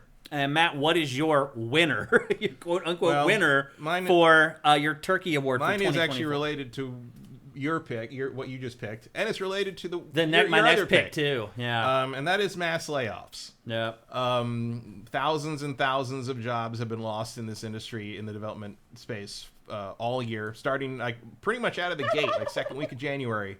Thousands of people lost their jobs.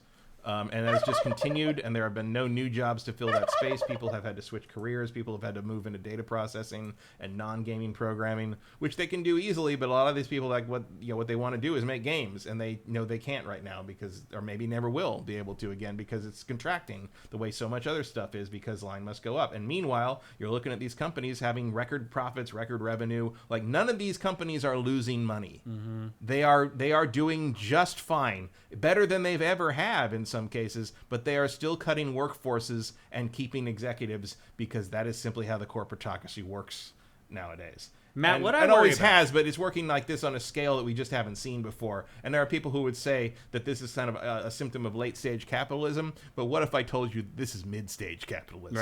It's going to get worse. Yeah. So like this is just like one of the worst things of the industry all year, and it'll again, it was already bad last year. It'll probably be worse next year. But in terms of like things that stand out in terms of like the worst things happening this year, this has to be.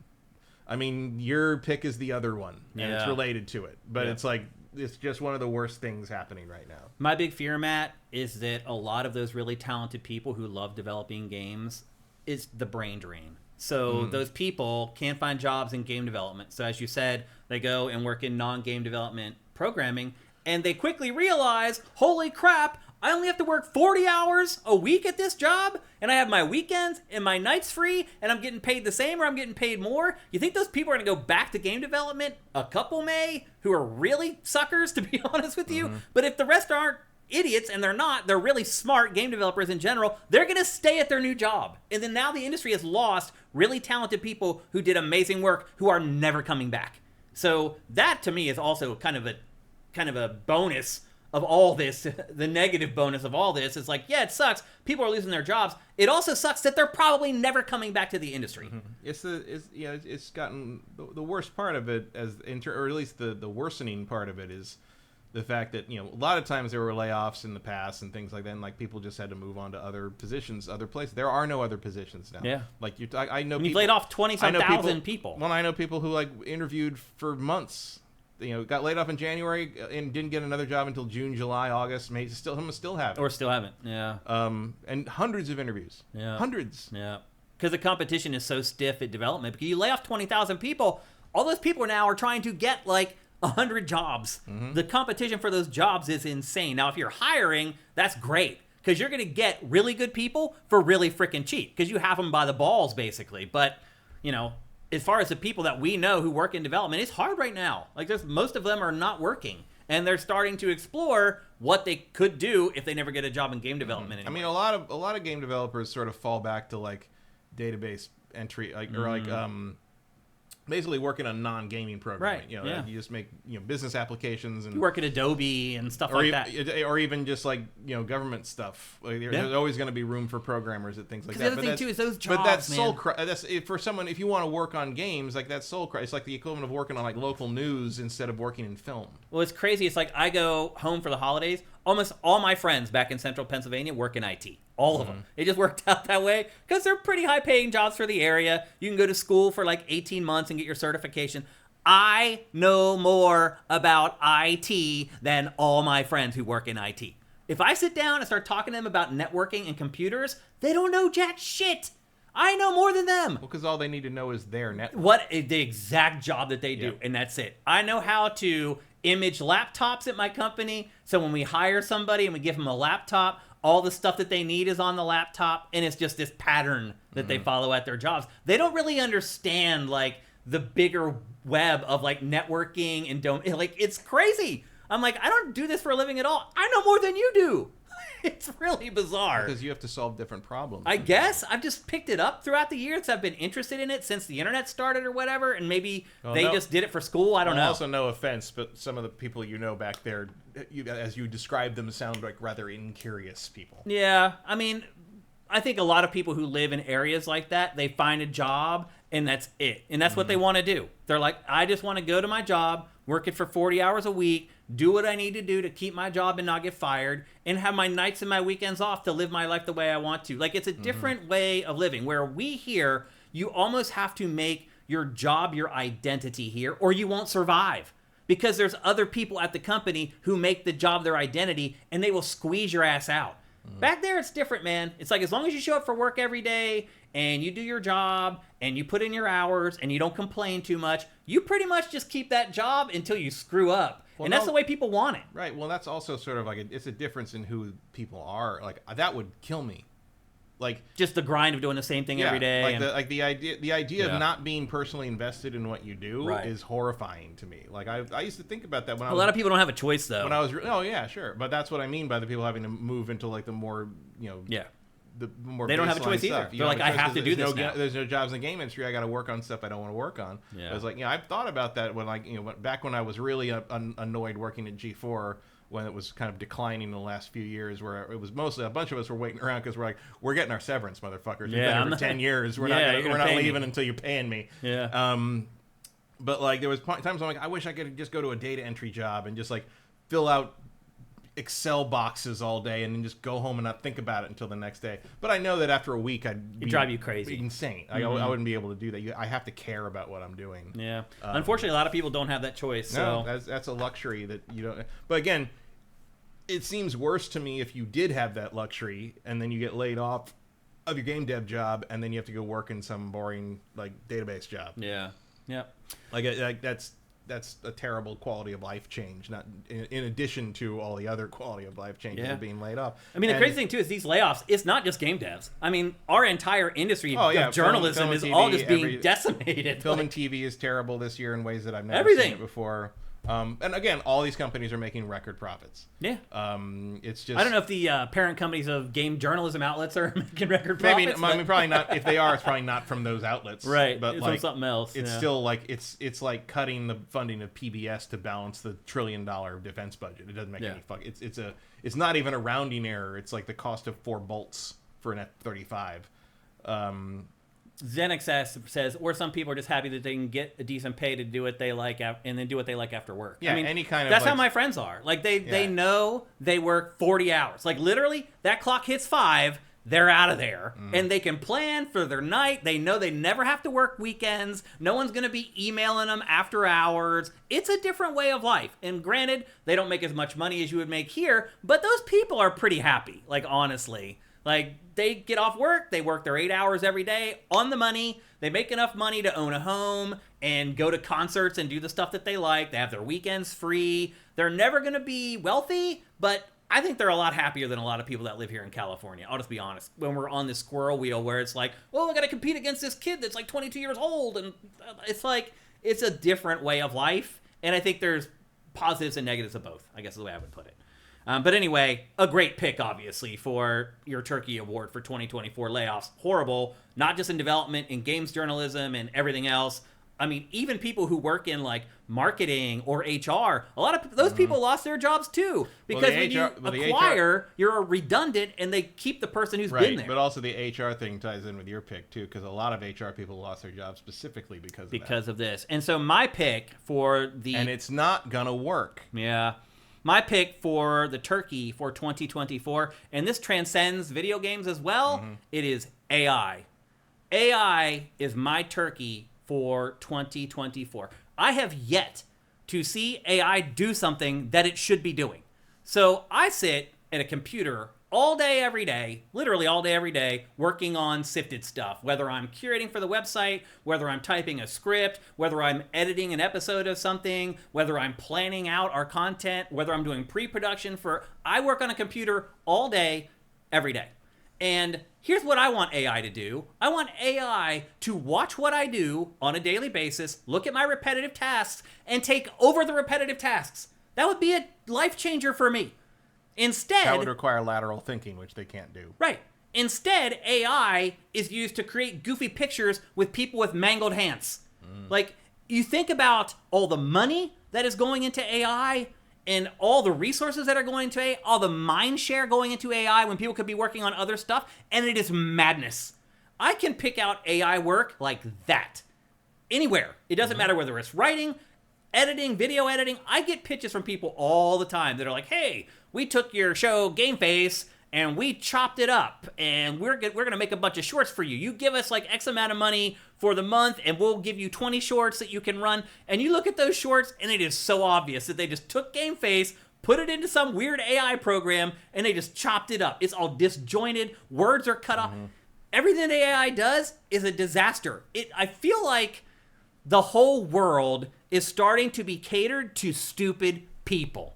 AI is great if you're an idiot and you can't write and you can't draw. Well, it's like the thing is like... If you're incompetent, AI is the best thing that ever happened to you. Because like I see people, I saw someone the other day who was just like, man, I can't even imagine having to write things now without ChatGPT. And I'm like, it's never occurred to me to use ChatGPT. I have never used anything to write anything. Like, I use why my would brain. I do that? I can just write it. Because they can't. Right.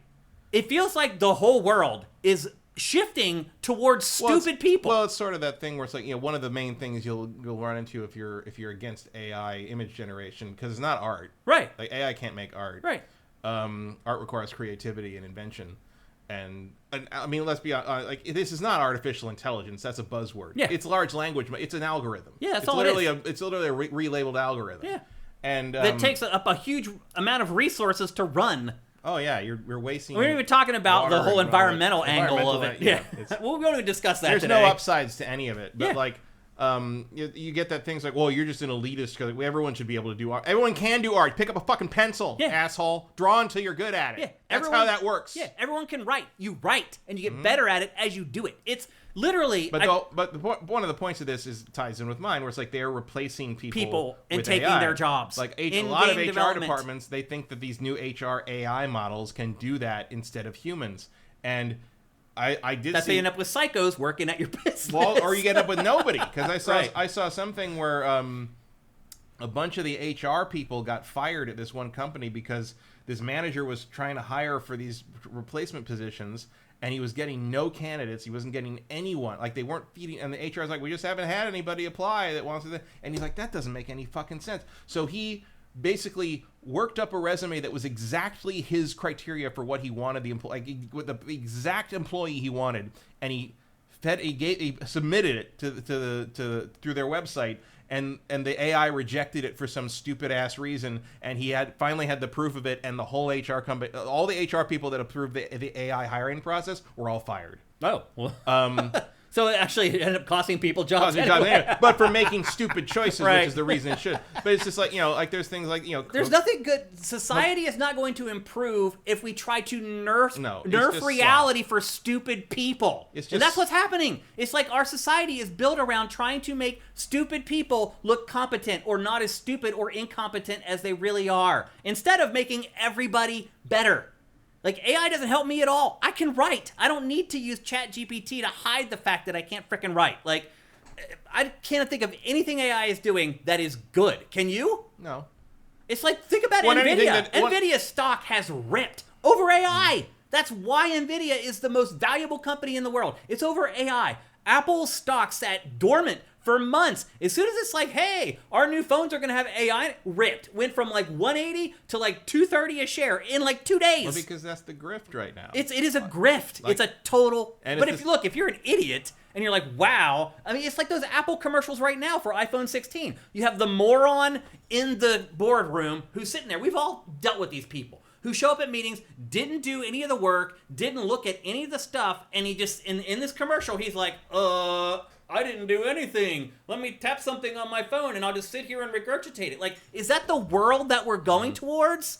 Is that it? Like Cliff Notes for reality? Yeah. It's scary, man. It is freaking scary. One is like Coca-Cola put out that AI a Christmas Coke ad. I don't know if you saw that.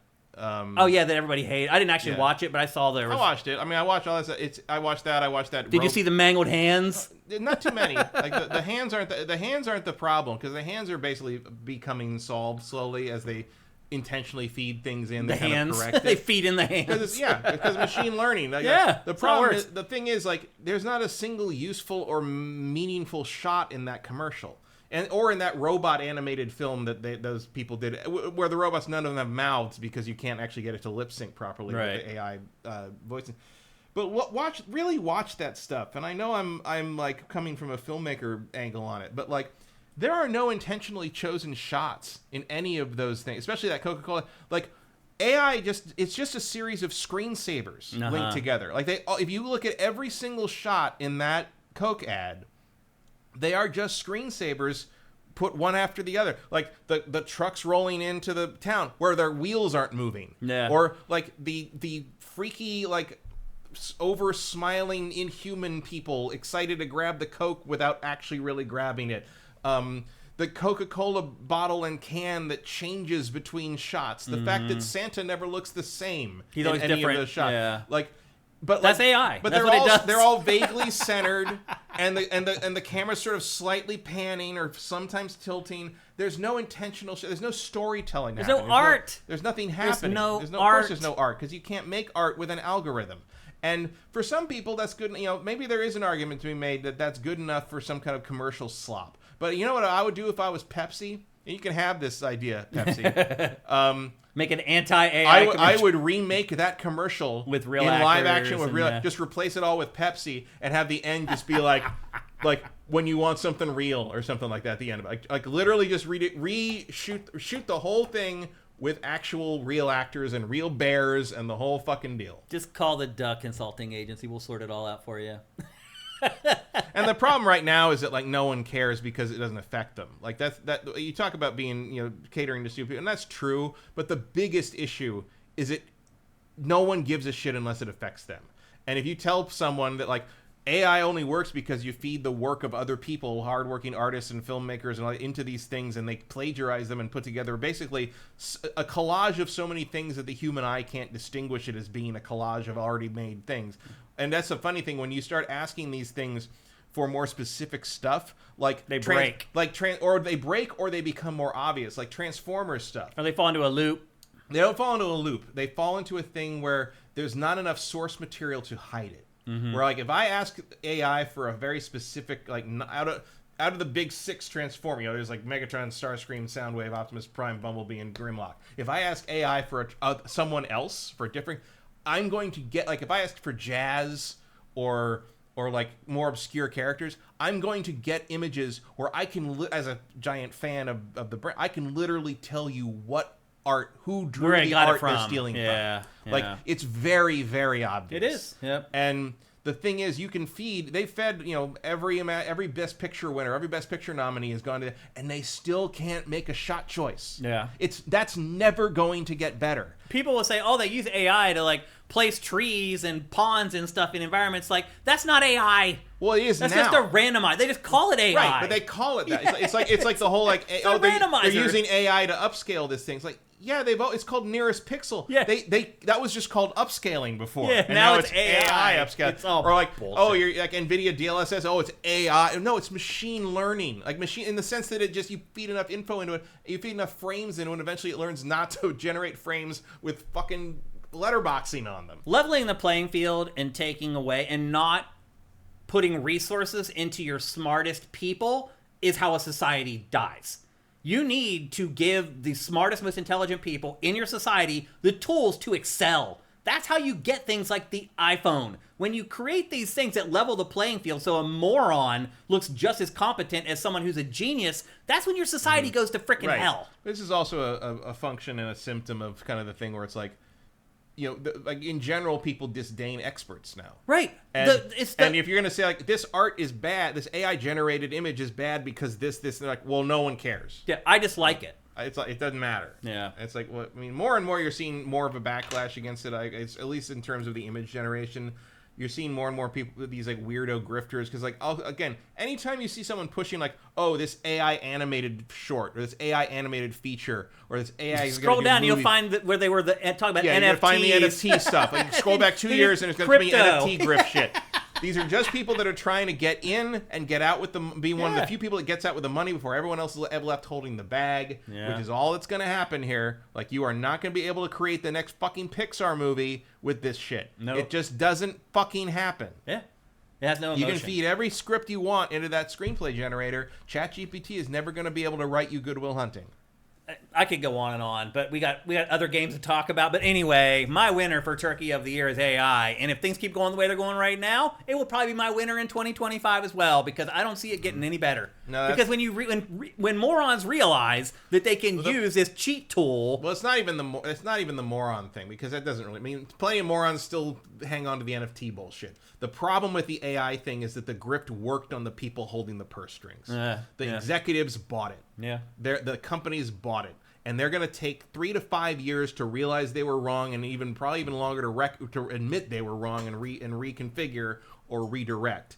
And in the meantime, hundreds of thousands of people are going to lose their jobs over it. It's true. Not just in our space, everywhere. Everywhere. Everywhere. You think this can't touch you? It will. It will. I mean, it probably already is, and you don't even realize it. HR departments across the country are being like 100%. Every single person in HR laid off because we have this new HR algorithm thing we're gonna. And like, is it not going to work properly? Of course, it's not going to fucking work properly. Yeah. But they're not going to admit that. Yeah. They're not going to even know it until it starts fucking up a year from now, when all of this stuff suddenly they realize, oh, none of this has been working properly, and no humans were checking the work. So we didn't know until like something obvious went wrong, and now we have to go back and fix all this, but we don't have anyone to fix it because we fired them all a year ago. Yeah. And that is going to happen in every industry that does this, every industry that tries to pivot to this AI thing, and it's going to be a fucking disaster. And in conjunction with potentially pulling 2/3 of the government employee workforce off with no other place for them to go, which is going to lead to the most unemployment percentage-wise that has ever been seen in a developed country in modern history. We don't even know what that would look like. All the tariffs, all the slashing of the budget, like I don't even. In conjunction with this, I don't even know what to fucking tell you what this is gonna like. It can make the Great Depression look like a fucking pleasant Sunday drive. Like, we don't know where we're going here. Like, the cost of this, I make fun of the cost of the Switch 2 potential in the U.S. because of the tariff issue, but that is honestly like number 5,439 of importance in terms of what could be happening. It's just our audience cares about it. Yep. It's a good in to start the conversation, it is. But it certainly is not an important part of the conversation. Yeah, in the grand scheme of things. So anyway, there you go. Those are our Turkey Awards for 2024. Yeah, Turkey doesn't feel strong enough on that. Well, Turkey... The turkey has been a zombie for at least 4 days. Yep. But there you And go. It wants to kill you, and it has already murdered someone you care about. Yep. And you didn't even realize that I kept playing the turkey. No gobble one's sound no one's effects. pardoning that turkey. And even if they do, remember that a pardon means you're guilty. Yeah, well, that's right. I forgot about that. Okay, well, there you go. Those are our Turkey Awards for 2024. We're about to review Stalker 2, but before that, here's a word from a brand new sponsor, Leather Spa. Are you struggling to find that holiday gift for the person who has everything? Leather Spa to the rescue. Leather Spa is a go-to resource for discerning clients seeking the finest repair and care needs for their shoes and other leather accessories for more than 30 years. Old clothing has become a global waste problem, and you can do your part by protecting and maintaining items before it's too late. Leather Spa can maintain or repair your leather items, but it also includes water and stain protectors, shampoo and conditioner sets, premium socks, waxes, creams, shoe horns, shoe trees, insoles, and so much more. There's literally something for everyone on your holiday shopping list. Go to shop.leatherspa.com, !CC equals SIFTD to get 20% off through the holidays. Buy someone the gift that keeps on giving, and scratch those hard-to-buy folks off your list. Happy holidays from leatherspa.com. So you may have figured it out, but Leather Spa is the parent company of New York Sneaker Society, which was one of our old sponsors. And Leather Spa has just signed a contract with us just through the holiday season to get you guys over there. I've mentioned how New York Sneaker Society's products work great on other stuff, like how I cleaned a wallet with it and some other of my wife's leather goods. Well, that's because Leather Spa is the parent company of New York Sneaker Society, and they know how to take care of leather. So again, go to this URL. I know it's not catchy or anything, but maybe if you're listening, you can write it down. Go to shop.leatherspa.com, !CC equals SIFTD, and you'll get 20% off your order. They sell a bunch of stuff there, like leather care products, shoe care products, but really what their big business is sending in really nice items. They are a luxury brand. So they have clients like Bruce Springsteen and Lady Gaga. They send in like their really expensive, really nice leather stuff, and basically Leather Spa turns it into brand new. They also have like a crazy delivery service in New York where they'll pick up your stuff and drop it back off to you. Go to leatherspa.com. Again, they have gifts. Like the ad says, if you have people on your list it's hard to find to buy stuff for, usually those people are kind of wealthy in your family. They're the people who have enough money that they just buy the stuff that they want. They don't have to wait for the holidays to get the stuff that they want. That's the type of person you need to look for leatherspa.com. If you get them something like maybe you clean their leather jacket, or you get their purse cleaned, or a nice pair of shoes cleaned, or you buy them the stuff so that they can do it themselves, it will be an amazing gift, and you can scratch them off the list and move on. So again, go to shop.leatherspa.com, !CC equals SIFTD, and get 20% off your order. It's for all holiday season long. Okay. Veritas notes if they don't think machine learning is AI. I'm not sure what they mean when they say AI. I am aware that it is currently hip and trendy and marketing friendly to refer to machine learning as AI, as a buzzword, in the same way that you call horseradish wasabi in America. But that doesn't make it that. Yeah. Calling algebra AI is marketing bullshit. Yeah. AI is a sentient It's a math intelligence equation. created by humans. Yeah. That's what AI is. Supposed to be. I mean, that's what the word means. Yeah. It is now being applied to equations. Yeah. It's just Large math. language models, they're just math. Like Yeah. there's no intelligence there. There's no artificial intelligence there. That's just the word they use to sell the thing. That's what I mean when I say it's not Artificial AI. intelligence thinks for itself. Right. None of this thinks for itself. It's all stupid. It's more complex than we can follow, so we think of it. I mean, AI is not AI as terms of the marketing buzzword. They're not passing the Turing test. We're failing it. Yeah. Like, we are anthropomorphizing these chatbots and stuff. They are not behaving as humans in any kind of meaningful sense. We are simply being fooled by it. That Right. is not... The Turing test is backwards in that regard. Mm-hmm. Like, that's... So, yeah, there's no sentience there. Yeah. If there was, I would be hailing it as a fucking... Also, we would never have heard about it, because that would be whisked away into stuff. Also, Yeah.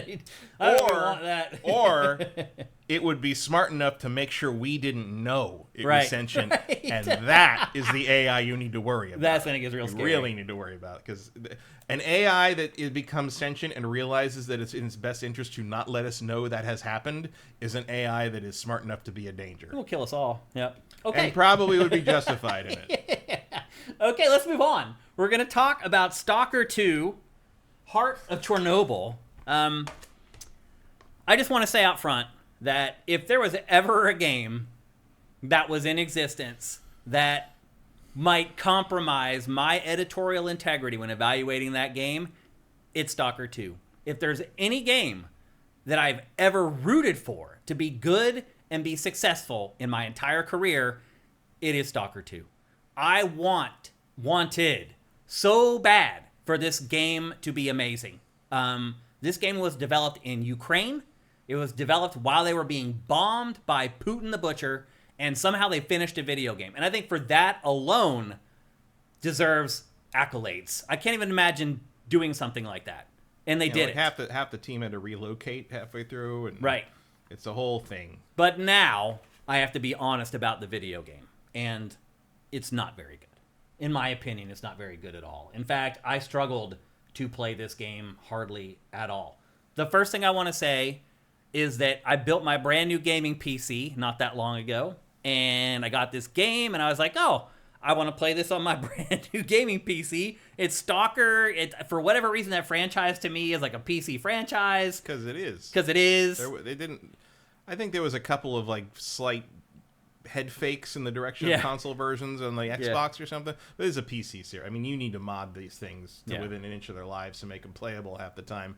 And that tradition continues, it seems. So I tried to play this on my brand new rig I just built, and the screen tearing was so awful that I just stopped playing it. Yeah, I didn't have any screen tearing on this. I tried everything. I tried setting the settings like, but it defaulted to ultra for everything. And I was like, okay, well, obviously it can't handle it. So I started dialing stuff back. There was no VSync setting in the settings for this, which I found very strange. The settings were weirdly bare bones, yeah. Yeah. I didn't have any tearing. So I started But playing this on PC, then I moved to my Xbox Series X. It has tons of optimization issues on even slightly. Like, I don't have any issues, really. You can tell there's a little bit of something. Like, it's not as smooth as it should be, but the frame rate counter doesn't move. But I'm like, that felt like it stuttered, but the frame rate counter isn't saying it stuttered, but it still feels like something's wrong. It needs a little more baking time, I think. Yep. So I played the first couple hours on PC to grab some footage, and then I just went to the couch and started playing on my console. And I'll say this, the Xbox Series X version looks real good. Like, they did a really good job on it. And there is no screen tearing. It runs at a decent frame rate. But that's not really the problem with this game. The problem with this game is, as Matt just said, it's just flat out not finished. It is just loaded with bugs and other weird issues. And really the problem for me is that this is the type of game, it's a really hard game where you're kind of like fighting for every like 100 yards, so to speak. But it's like, there's And then so a many bug weird happens things in it. and You're it just not, crushes your soul. But so I haven't had too many bugs like that. It's more that I think it's just janky. I mean, it's but but that's not what I mean by janky. Like, I'm like, people keep talking about like these bugs they run into that like are right in your face, and oh my god, this thing happened and it all fucked up. And I'm like, oh, I didn't have stuff like that. I haven't had anything like that. I've just had like the fact that, but it's like, it's not a bug that the knife combat is the worst melee combat I've ever played in a single player game. It's just, it's too short, and it's too like each knife attack is a different range than the last one, and I can't get any. Like, one of the most popular mods for this game on Nexus Mods is a mod that just makes all the melee attacks have the same range. Oh. And I'm like, yeah, because I can't tell whether I'm gonna hit something or not. I'm talking about even like, a box. Yeah. I can't even hit the fucking box. I just want more ammo. I'm talking about stuff like you're walking along and you just lose 80% of your health. That's not a bug. That's the anomaly shit. Because they want you to throw bolts constantly. No, but I know. I've been in houses where this happens, like, all the time. Where I've never seen that. I've never had that. I could replicate it a billion times in a row. I got stuck in this one area where... So it's when there's this one... And this will explain to you what it's like playing Stalker 2. So you get... Matt just talked about anomalies. There are these, like, kind of, like, invisible forces out in the open world, and they give you, like, these bolts to throw that you're supposed to throw so you can detect them and avoid them if you can. And... there's this one section where I got caught where I was respawning, and as soon as I would respawn, I would get attacked by an anomaly, and I would lose 80% of my health. Directly in front of me is like an open courtyard with a big building at the end with the fence all the way around it. And you run in, and you get attacked by like 6 dogs. You realize very quickly you can't fight the dogs. So you die 3-4 times to the dogs before you're like, okay, I can't kill the dogs. I need to figure out something else. So you're like, okay, I'm going to run from the dogs. So you run from the dogs and get into the building, but just before you get into the building, you stop dead and you lose 80% of your health. And you turn around, you're like, oh, I'm getting attacked by a dog, or I'm getting dragged backwards by the dog, and there's nothing there. You go into the building, you go up to the 2nd floor, and you're walking across the hallway, and you lose 80% of your health again. And you turn around, there's nothing there. This happened to me over and over. Then you go into the room. You're like, okay, here's the guy that I'm supposed to meet with. You meet up with the guy. You go through this rigmarole of a cutscene. They pull out their guns and they kill you. Nothing you can do. Literally, you can't even pull your gun up before they kill you.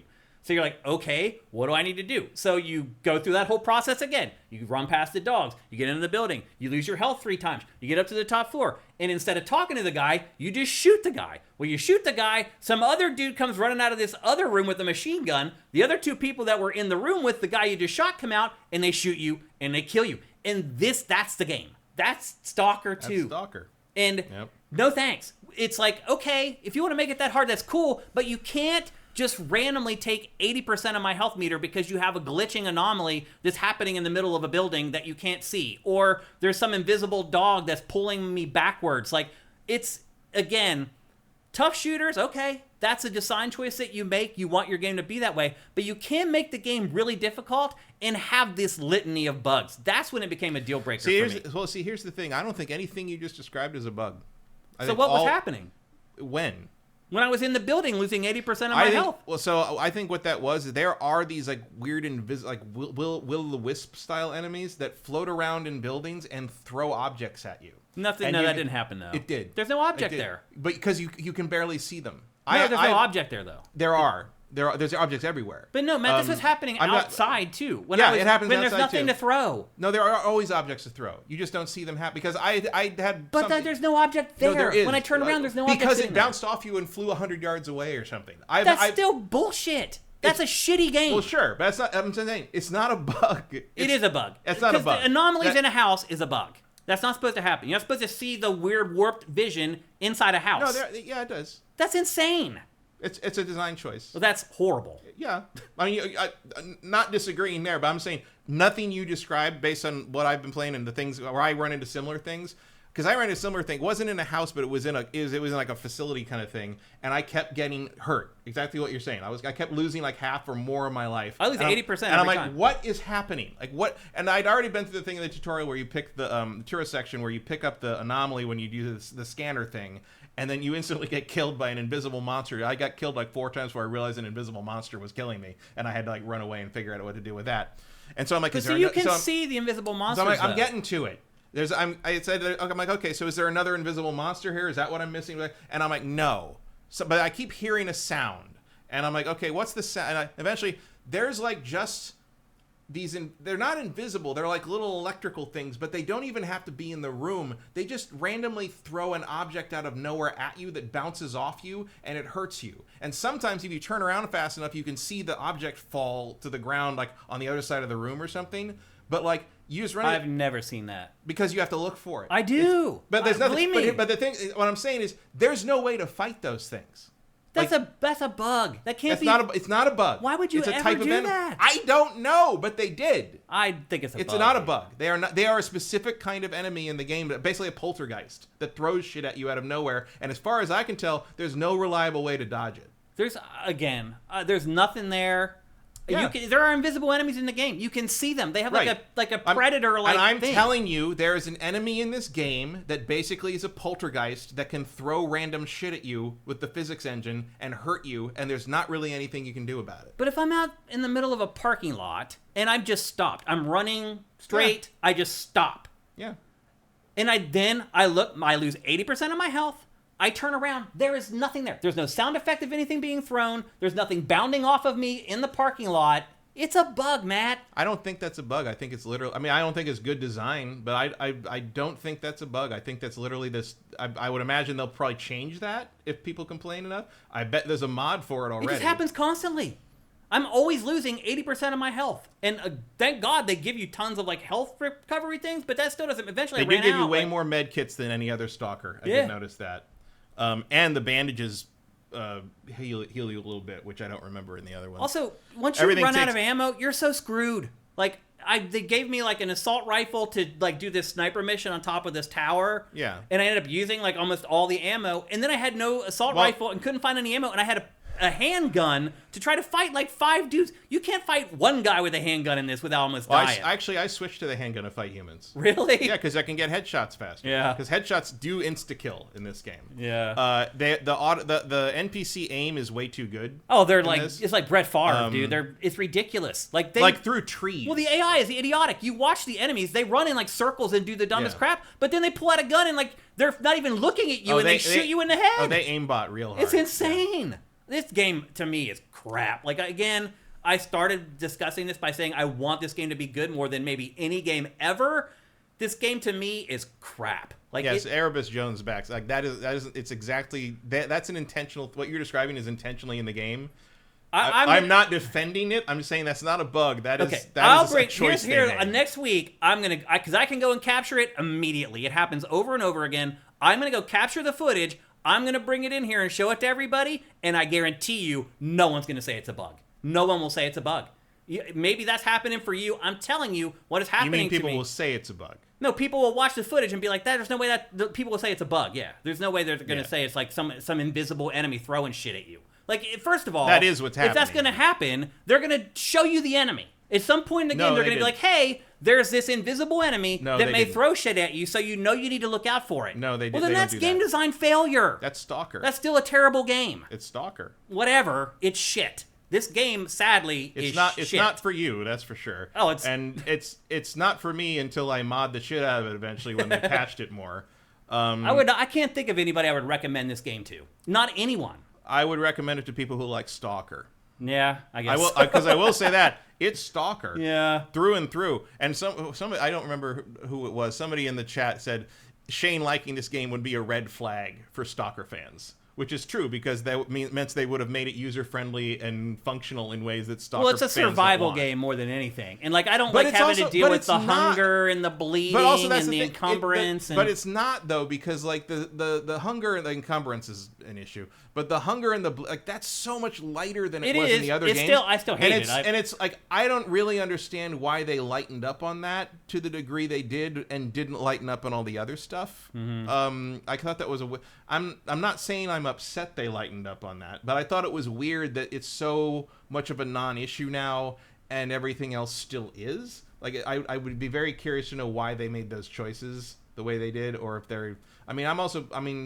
I was tempted to bump it down to easy a couple of times just to see what the difference was. Mm-hmm. The description didn't make it sound like it would make much of a change in the ways that I wanted to. It's odd how they handle difficulty. Because what I want is to be able to carry more ammo and more health kits, basically. Like that's what I'm at. Because like every time you go, and I also want the rewards for the quest to be better. Because every time you go out there, you use up more like resources than you get back when you come home. Yeah. And it's just sort of like nothing feels worth it. And I thought the combat felt like crap. The traversal feels like crap. The gunplay is very bad. You can't climb anything. One of the things I will say that the first thing you need to do is switch to single shot on all the guns. Otherwise, you're going to burn all your ammo out like that. Mm-hmm. And I had to Google how to switch to single shot. I had to Google how to change the firing mode because I could not find it. There's nothing. There's no key binding things to tell you what to do. There's nothing in the controls I could find. I had to Google, and it turns out you have to go into the radial menu and hit the Y button when you're highlighting the gun, and it'll swap through the firing mode there. It's actually a very simple shooter. There's like no RPG elements. Like a lot of the stuff. There's no skills. There's no skill it's trees, all gear related. No abilities. No like incremental loot upgrades. Like it's a very straightforward first-person shooter. It's just a bitch to play. I just had no fun with this. It was like it was a job playing this game this week. Literally, like, I was like, man, I don't want to play any more of this, but I will keep trudging on. Like, here, you should be able to jump over that fence. You should be able to climb over that stupid fence. Like, the mantling is like there isn't any. There is a little bit, but it's like a foot. Yeah, like you can climb over things that are like a foot and a half tall, and that's it. One of the other top mods is something that just makes the guy mantle over stuff. Oh, it's crazy. Which I would imagine breaks the game in places because clearly you're intended to not be able to climb these walls and stuff that keep you out of these locations around the map. And the map is gigantic. It's so. I mean, the game is gigantic. But like, I feel like I've barely gotten anywhere, and like I can't even imagine running across that map with the limited stamina you have. And you have to. And there doesn't seem to be a way to like upgrade the stamina. There's no mounts. There's no vehicles. You have to pay NPCs to fast travel in this game. Mm-hmm. So instead, you end up running like miles between each mission objective. And in the between there, you have to deal with the freaking monsters that are killing you that like kill you with one hit. This game can stick it up its ass. I hated this game. And again, I wanted this game to be better more than any game maybe ever in my entire career. And I just couldn't do it, man. I don't hate it, but it's not something that I would suggest to anyone who doesn't already know what they're getting into. I knew what I was getting into, but still. I have a feeling you never finished a Stalker game. I have never finished a Stalker game. Definitely not. I've never finished one. I did finish one of them. I think the first one. But again, it was 3 years after it came out, and I'd done all the recommended mods of how to make it. You know, the thing where you turn up the difficulty to hard because that actually makes the game easier because the enemies aren't bullet sponges anymore because it changes the damage for everybody. Yeah. Yeah, and I mean, look at that. My detector doesn't look like that. Mine's a weird little fucking yellow box. Well, that's the start one. That starts that start way. one is terrible. Yeah. What was the thing? I was trying to think of. There was this one. But here's the bolts we were talking about. You throw the bolt so it detects the anomaly, so you don't run into them. Yeah. And I know they're changing. Like, there's a lot of like hitbox issues. Like, there's one of the mods that I saw that I'm thinking about using. It changes. You know the ones that are fire, where it spits fire out of the ground. There's a mod that changes it so the hitbox of the fire actually matches the fire. I'm like, yeah, that seems useful. You just think the game would do that. But it's like you never quite know when something's gonna hit you or hurt you. The melee stuff is because when those dogs show up, the most efficient way to kill them is gonna be to square off with them, and when they run up, you time the knife because they only take one hit usually. So you take that, but you just can't do it because it's so unreliable. They also run around like they have like Parkinson's disease. They program the enemies in this game to just be random. People with Parkinson's disease don't run usually. You know, herky jerky. You know what I mean? Yeah. They move a little, and like there's like an enemy I found where it wasn't the mongrel dogs. It was like these monster. They look like wargs almost, but they all died in one shot and dissolved. Mm-hmm. And it turned out there was there was like 12 of them, and there was one, and they killed me like that. I had to hide in a little. I mean, you die in like 2 hits in this game. And basically. I found and then a bunch of stalkers showed up and started shooting them, and so they got in a big. And there was like 10 of them all attacking these stalkers and this. And I realized that there's one of the wolf things was real. The others were all illusions that could still hurt you. So to kill to get out of there, I had to kill and the only way to tell the real one apart from the others was when you shoot the real one, it bleeds, and the others so I'm like, I think that's, and I was just trying to keep track of, and it took me like 20 minutes to kill this thing, and I get nothing for it. That's the other thing. So I did a side quest in this game where I got nothing, and I'm like, I am never doing a side quest again, like, because this game is hard. Like, you complete any quest in this, you're like, thank God. And then I got nothing. I was like, screw you. I'm never doing another side quest. If there's even a chance that I get nothing for completing one of these hard side quests, F you. I'm not doing them. Like, I struggled to find hardly anything redeeming about this game. It was really just a nightmare playing this game for me. I'm sure there's certain people out there that are like, this is great. Like, but look, I've played like other games that are similar to this, like Days and stuff like that. And like, while they're not my thing, like, I still enjoyed them. Like, I couldn't even enjoy playing this game. Like, again, I'm very disappointed. I wanted this game to be Game of the Year, and in my opinion, it's awful. So, I think it's decent if you can mod it into what you want it to be. Yeah, that would help definitely. Which I have. I have put a bunch of mods in here. I put a mod that stabilizes the aiming more. I put in a mod that makes stuff way less. I put in a mod that lets me sell broken stuff to the No, tech guy, that'd be because I'm nice. like, why wouldn't I be? It's still spare parts. Yeah. It still counts. What was the other thing?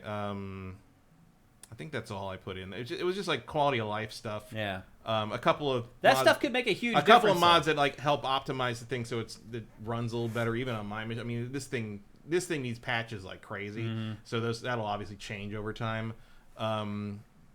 What was the thing? It was something I was gonna say about one of the side quests I did that like ended up having like this weird ass like journey that like kind of was sort of emblematic of like my issues with the game, and now I can't remember what it was.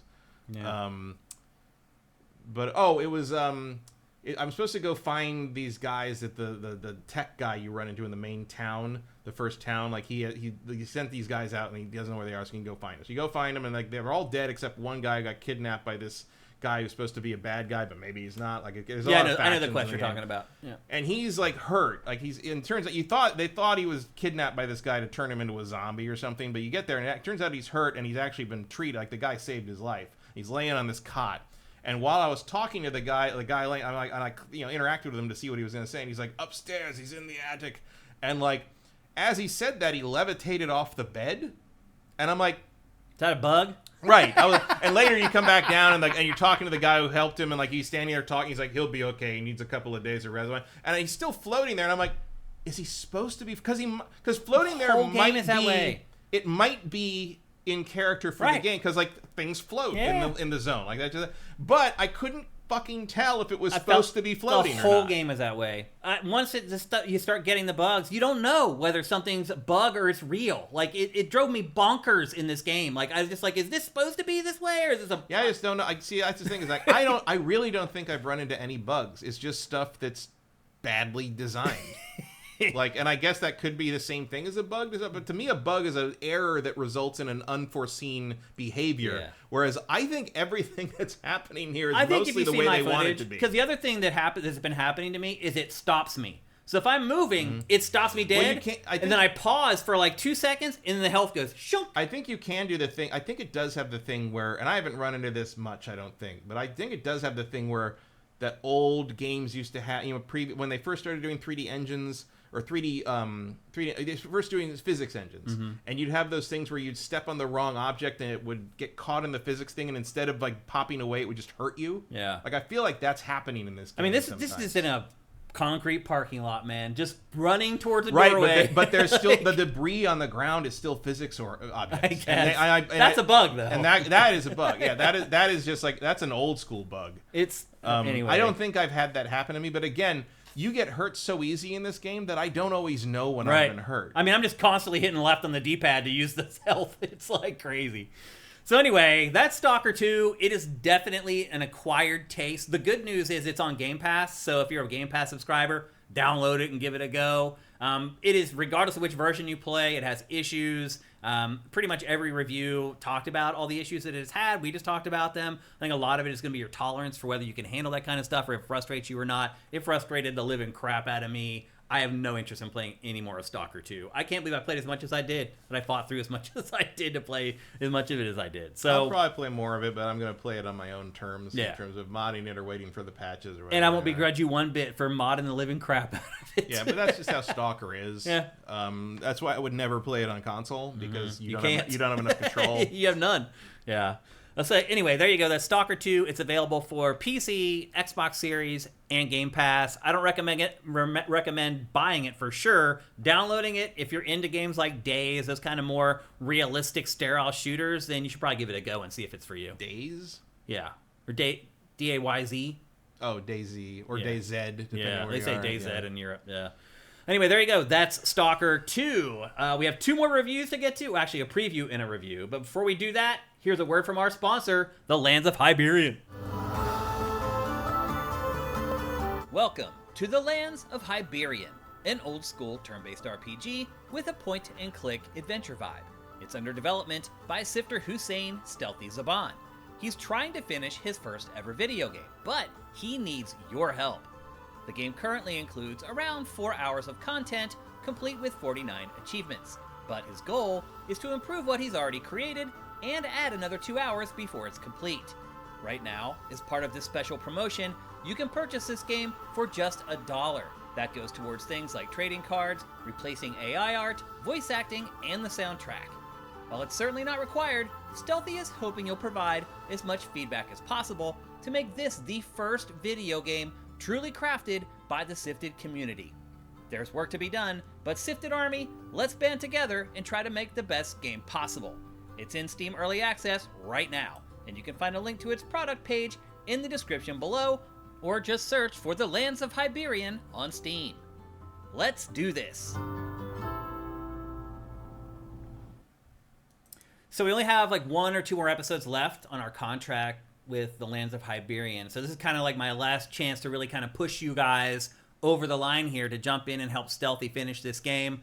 Go to Steam, search for The Lands of Hyberian, Hyberion, pay $1 for the game, and get involved with the development of it. Because here's the thing, the development is not going to finish by the time our marketing plan with The Lands of Hyberian finishes. They're going to be working on it into next year. These are just my last couple of chances to kind of get you guys on board and start working with Stealthy on the game. Again, if you've been looking for an opportunity to try out game development in a low-pressure situation where there are other people learning alongside you, it's fun learning alongside other people. If you've been interested in development and you've never really had an opportunity, this is your chance. This is it. You will learn the nuts and bolts of game development, design, working on the programming, audio, everything. So if you're interested in that kind of stuff, this is your chance to get involved and do something awesome with a fellow Sifter and a fellow community member. Again, go to Steam, search for Lands of Hyberian, pay $1 to get the game, get involved with the community there, and help Stealthy finish his game. All right.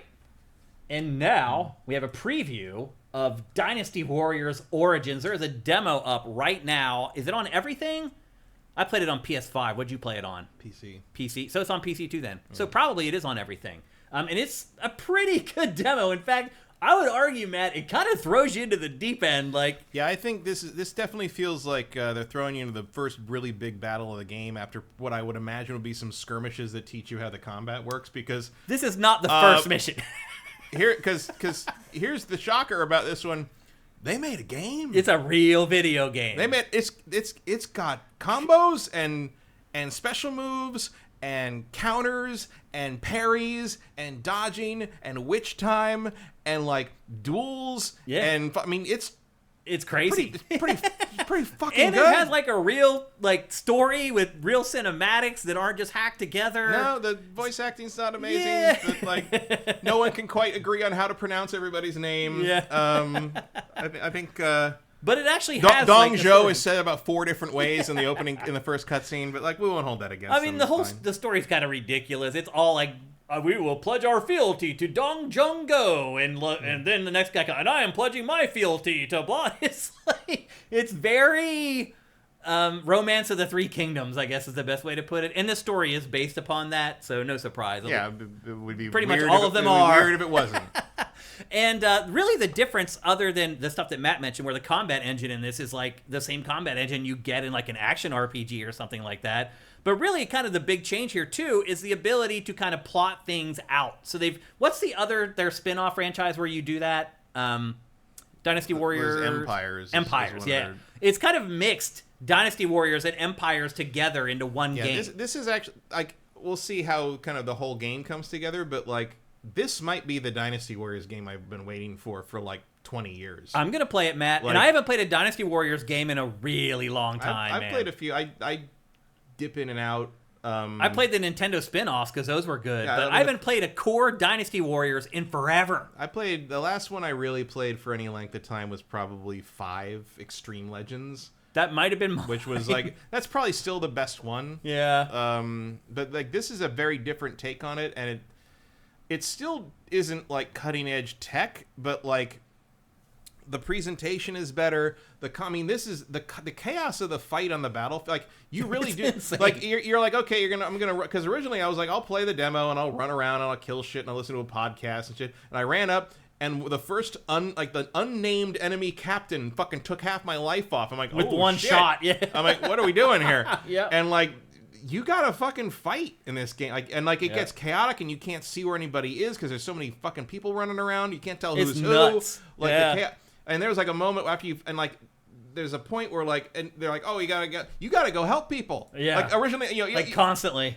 And the other Dynasty Warriors, they're like, oh no, you're falling behind, and it's like you just kind of keep doing what you're doing, and whatever happens over there, if you don't fucking get to fucking Xiao Yuan or whatever, he's gonna die, and you're gonna lose that fucking. You get to start over. You do not. That's the great thing about it. Oh yeah, I forgot. It has this crazy restart system where it has a timeline, and you can scan through the timeline. You can watch the whole timeline of the battle and pick where you want to restart. It's key moments where you can respawn instead of starting the whole battle over, and it's fucking great. Yeah, I paused this screen so you guys can see. It's basically the Dynasty Warriors equivalent of the rewind feature in Forza. It is, yeah. It's a great idea, and they work it really well. And I paused here to show you guys the pre-battle stuff. So here you can set up you have 4 different attacks. So you pull these up with, is it R2? I think it is. You're playing on PC, but your special attacks. R2. You hold right bumper on mine. On mine, was hold right bumper and press one of the face buttons. Yeah, and so these buttons you're seeing because our right trigger was dodge. Okay, yeah, you're right. And then R1 is bring up this menu. Yeah. And then once you hold the R1, you can use the face buttons to pull off your special abilities. And then eventually, once you decide, okay, these are the abilities that I want my character to have, then you get to choose a partner that goes into the battle with you, and you do team up attacks with that partner. Although I feel like I just did them on accident most of the time. Yeah, basically, it'll show a little line between you if you're close enough to do the team up and you do the moose, because the Muso attacks are separate from those special attacks. You don't use the same bar even. Right. You have a bravery bar that fills when you attack people, which is the little dots above the life bar in the lower left. And then the Muso bar is the blue one that hasn't filled up at all yet below the life bar. So you got a couple of bars you're balancing here. And so the way this works, you'll see, he's got the little shields over his head. You have to wear those down to nothing, and he'll get stunned. You can tap the Y button to do a big attack against him. And if you look at him. You'll look at that. I mean, that's still that still happens. If you look at one of the named enemies with the red titles over them, you'll see they have that white outline around them. That means you can they're counterable. Yeah. So what you basically have to do is you have to kind of do this give and take, almost Sekiro thing, where you have to wait until they have that white glow on them, because then you can do extra damage, and now you can do the assault. So that was a triangle button for you, Y button for me, because I use an Xbox. And that is basically the meat and potatoes of the combat in this. Is you have to actually fucking fight people. Well, you can time your blocks and your dodges and do counters and because now you dodge out of the way, got a little bit of witch time, and you can counter in, and so he's gonna get staggered by that, which lets you take more and more of his shields off, and now he just lost all his shields, so he goes down on one knee, and if you go up and hit the triangle button, you're gonna be able to do this your assault attack, and now you get all this shit to do this, and now you can pursue him if you can. I mean, it's fucking great. It really is. It's fucking great. They made a fucking great game all of a sudden. Where the fuck did this come from? I know. I've been very pleasantly surprised by this. I sat there last night just being like, what the fuck? What the fuck? Why? What the fuck? I wanted to call Steph Sterling. I'm like, did you fucking play this? It's the thing you've been talking about for 10 years. It is hard though, man. I found it challenging. It's tough. It's definitely tough. I died a bunch of times. And some of that is, I think, because we haven't played the rest of the game that teaches you all the ins and outs of how this works. But part of it's because it is legitimately challenging. Well, Matt was saying earlier, so you see the map in the bottom right there. Every once in a while, not even every once in a while, constantly, you get these cries for help. Yeah. So you can see it right now. No one can do anything on their own. It's amazing. And you have to jump on your horse. You can ride your horse at any time. You just click the right stick or the left stick? Left stick, because I keep doing it by accident. Me too. And jumping on the horse out of nowhere. I'm like, I'm trying to kill him. I don't want to get on the fucking horse. I keep doing that too. But you can jump on the horse whenever you want and go and ride and try to help your allies that are in trouble. But man, half the time I got there, it was already too late. Even if they were like, I need help, I get on my horse right away and start riding. Sometimes it takes a good 5 minutes to ride to the other side of the map. The map is so big. By the time you get there, your guy's already died. You're like, oh crap, well I guess I might as well just kill the leader here anyway. And really that's what this game is. It's just killing all the leaders pretty much while making sure that your allies aren't dying in different parts of the map. So there's a lot of management of your time and your resources and figuring out, am I going to get there in time? Can I not? And then once you get there, if you're too late, what should I do? Should I ride back to where I was? There's a lot of strategy in this. And right now you're see at the top there? Let me actually rewind it there, because that was the whole restart system right there that we were talking about. Let's see if I can get it back there. Yep. See at the top there? That lets you decide how you want to restart. Yeah, the little diamond places are where you can respawn. Yeah. And so as Matt said, there's like certain milestones that happen throughout the level, and you can choose to restart. And a lot of them are like, you killed this leader. And so you can start like right after you killed the leader and pick up if you made a mistake after that, or maybe you didn't get to help your ally fast enough. You can choose exactly where you want to restart the battle, which is, again, a system that I haven't seen. There's a lot of good, and I mean, presentationally, they've upped the ante. Like when I respawned and like actually went and saved Yuan Shao because he died the first time. I didn't realize I actually had to go do shit. Yeah. Because that's not how these That's games not how it usually usually is. So I went and I got him, and we moved it. We got in. We assaulted the main place up in the upper left there. Yeah, that big gate up there. And we came in, and and before that, you have to knock down another big gate with a battering ram, and like everyone's kind of standing around waiting for it. Yeah. And I will say, everybody looks pretty good. It's really amazing. There's a big variety of faces. Like there's like the crowd of all the soldiers, and everybody looks like a different person for the most part. They don't repeat the same faces all the time. And then like, I'm on my horse, and all the leaders on their horse are all running in. And a lot of this is that the sound design is better than it used to be. It is, yeah. But like, we're all riding down this hill into where that like big fortress is, where they're all waiting for us, and I'm like, it feels like an army riding down on another army, and I've never seen that in a Dynasty Warriors game. There's a lot of before. moments that felt good like that, man. Where you're just rolling like into the horses this are base thundering, and like people are screaming, and it Yeah. doesn't feel. It's not that paper thin quality that the other games did. It's remarkable. It's like a different fucking It world. really is. I was shocked by how much I enjoyed this. Yeah. Same. And then when you're fighting at the big gate thing, like there's at one point they all because you can, if you see the little thing with the L2 down on the bottom there, the little yellow things, that you can command your little team group strategy. Your little group of soldiers you can send volleys out, you can encircle the enemy, you can charge.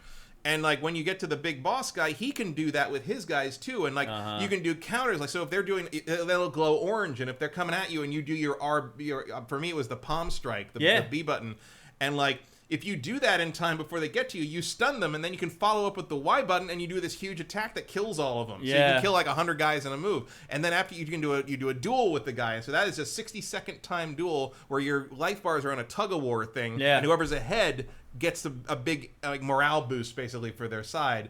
And then he pulled all his guys back to do this big charge from the gate. And it pops this other thing up that's like, okay, if you can kill 500 enemies before this timer runs out, you'll stop the charge. Yeah. And I'm like, that's awesome. It is, like that, like it feels like you're actually in a fucking battle. War. In a war. In a way that the others games in the series have never felt. I agree. Really good. I can't believe how much I like this, how pleasantly surprised I was by it. Yeah, like I almost would just like ordered it right now after I finished this fight. And this demo, I'm like, it doesn't come out to January. I don't need to spend that money right now. I'm not going to do that right now. But like, it was, I am shocked by this game. Me too. Shocked by it. And this demo, again, is available on PC, PS5, Xbox Series. I think everything but Nintendo. You can go download it yourself. You can keep playing it over and over until you try to clear it all, because literally, like, it's tough to clear it all. I had to do it several times before I finished the demo. So it's a random horseman. I do it all the time. Like, I probably need to change the button mapping on that. Like, there's probably a better way to do that. Cinetike asks, do you damage your own troops? It does not matter. Because there's another 5,000 of them waiting to join the fight. Like, the only troops you really care about are the 21 or so that are in your little squad. Yep. And you pick more up as you run through the battlefield anyway if they get killed. Yeah, you don't care about your allies in this. You're basically just hunting down all the leaders. You're an epic hero. You don't need to worry about the little people. That's how this shit works. And the team ups are different. Like, I tried playing with like one male character at first, and I played that for a while. Then I switched to a female character who uses these crazy rings, and the team up attacks were completely different between the two. The way that she worked with me was completely different. She stayed much closer to me than the other ally did. So there's different characteristics and traits for the people you decide to take on your battles with you.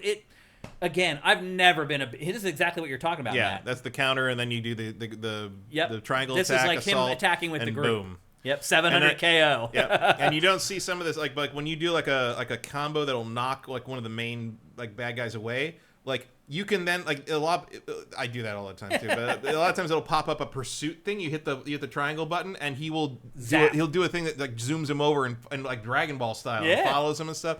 Like, it's real good. And then like there's a lock. You actually have to use the lock on in this because you got to keep your focus on the guy that can actually hurt you, and like it's insane. Not get lost in the crowd. You can watch this footage. It's insane.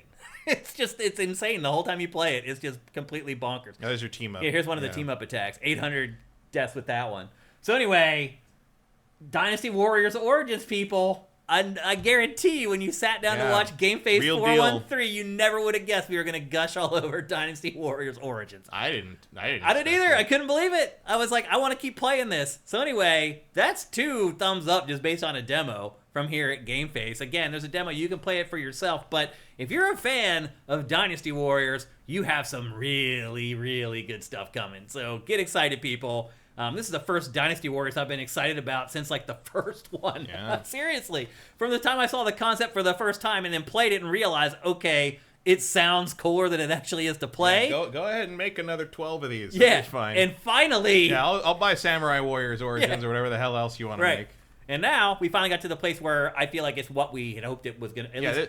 This has just enough, like, on-the-ground tactics and on-the-ground... Like, it has enough of control and, like, a little more than just, like, hack, that, like, this is kind of the Dynasty Warriors I always hope they do. Me too. And if the overall campaign has a little bit of strategy, a little bit of map moving, a little bit of choices and strategy style on top of that, like, this could be the perfect Dynasty Warriors game for me. Yeah, it's looking pretty awesome, people. Keep an eye on it. Dynasty Warriors Origins, again, for PC, PS5, and Xbox Series.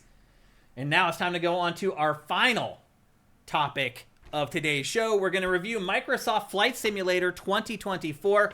We're not going to spend a ton of time on this game. Because I didn't. Because I probably played it for like 3 or 4 hours, honestly. Yeah, that's about right. And that's about all I could muster. Yeah, this is not for me. Me either.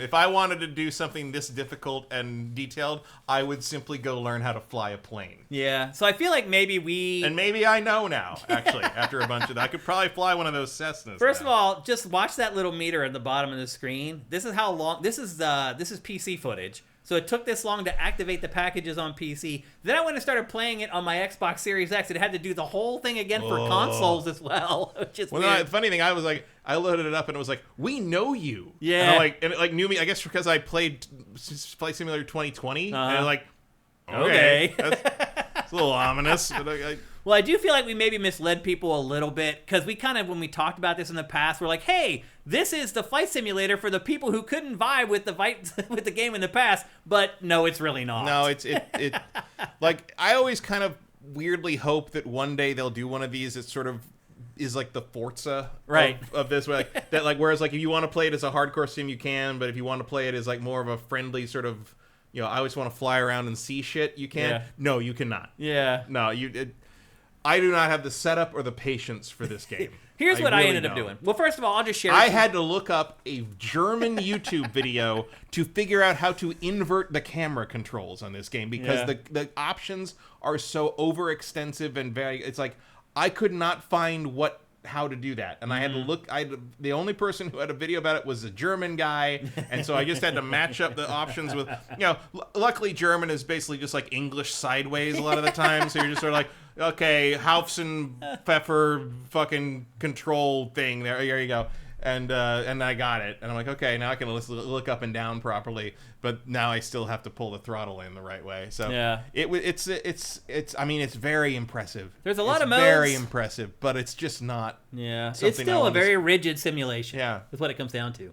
There's a bunch of modes. There's a photography mode. There's an activities mode where there's a bunch of like little small things that you can do, like a rally race, low altitude flying, landing challenges. There's a challenge league where you play through those activities and upload your best time and score to compete with other people. There's a free flight mode. And then someone asked about mods in the chat. There is an entire marketplace option in this that's all mods, which is they really, really kind of dive into it.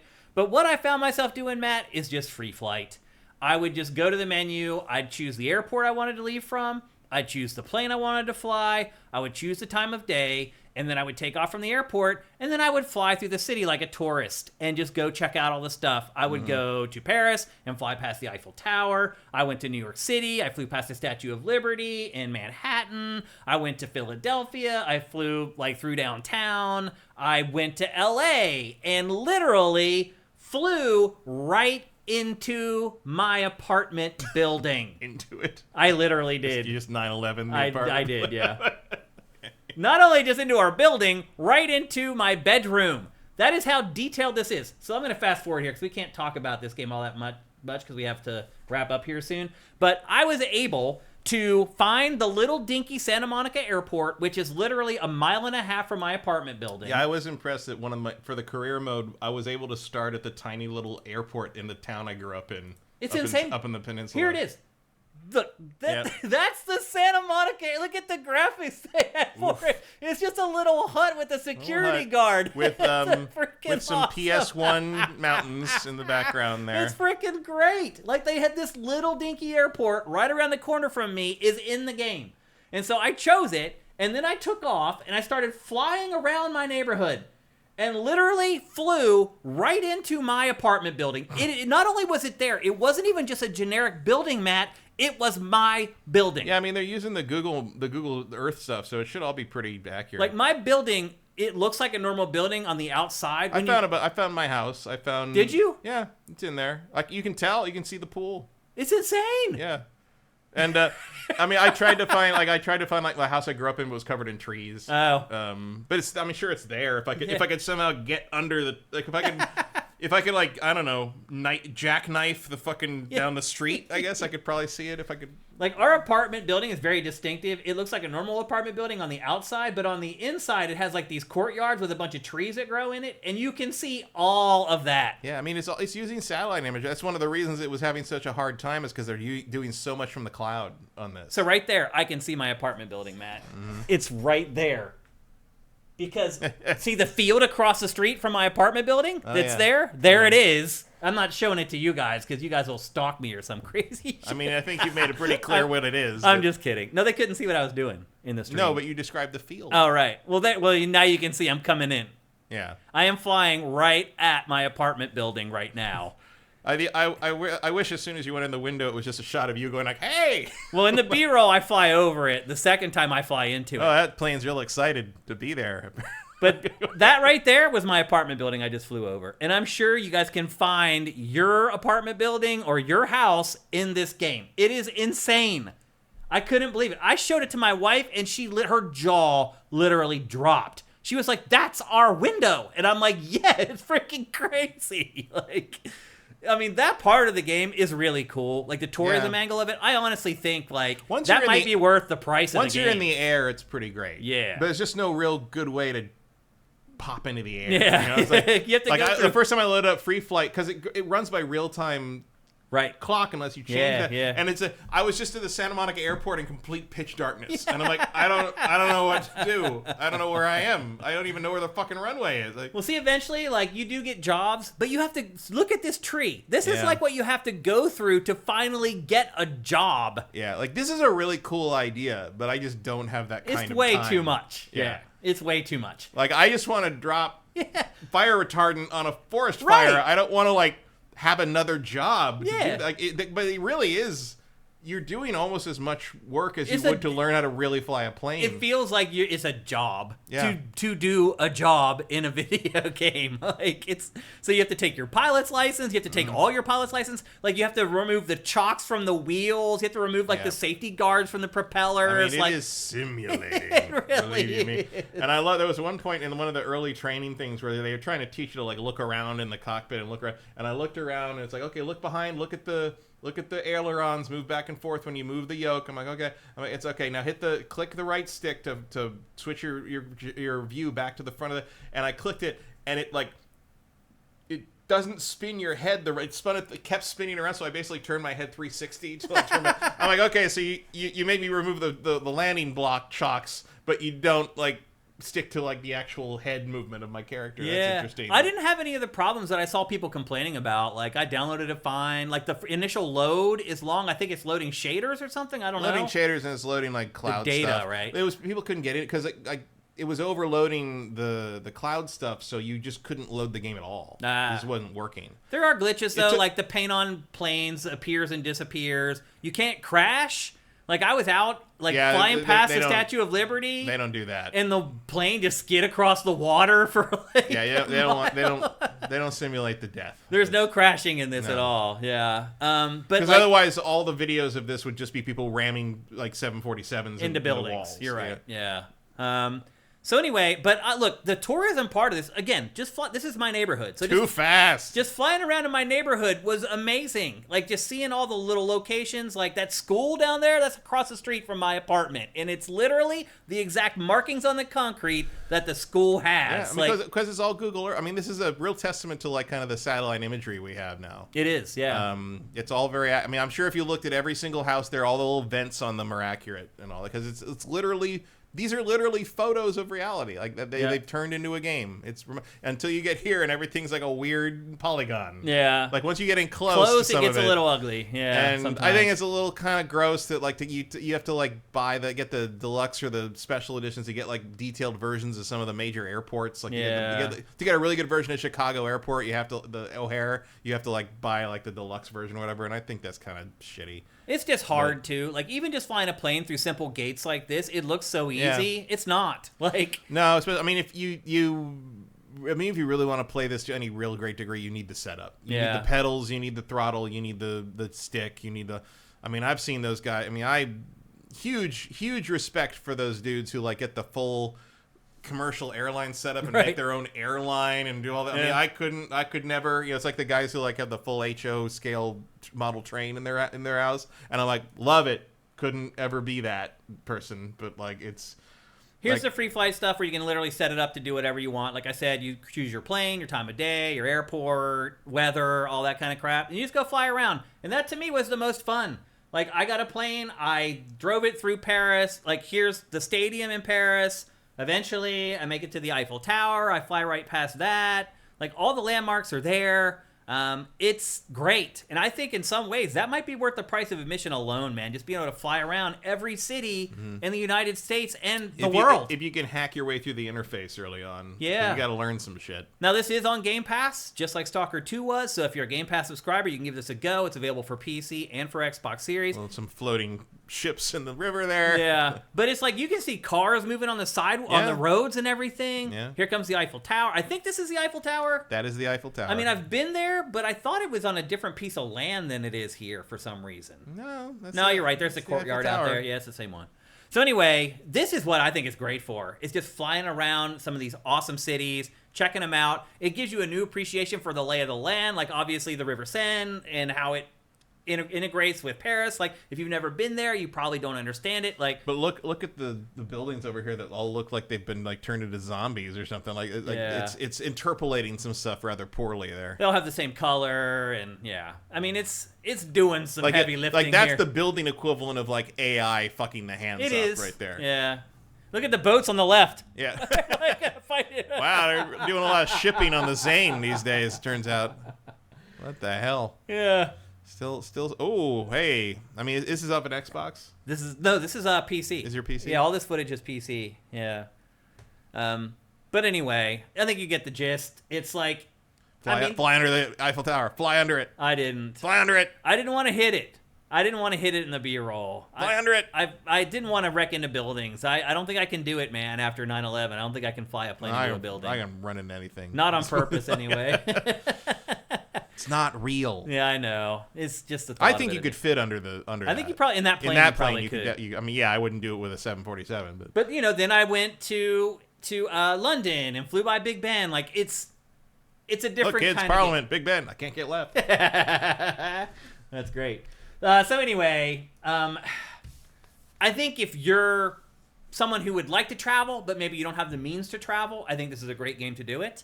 You can see the cities really in whatever lighting you want, whatever time of day you want to. If you want to fly, but you can't afford flight lessons, because that's all. I mean, it's an expensive ass hobby. This is a pretty good step to figure out if that's something you want to do. I feel like you got real good at this game. You would have an advantage if you went to take flight lessons. You would, and I think you would have a good idea of whether you should spend the money on flight lessons as well. Yeah. So I think for people like that, it's a good buy as well. And if you're just a fan of the Microsoft Flight Simulator series, it's a great example of that as well. I haven't seen any reviews for this yet.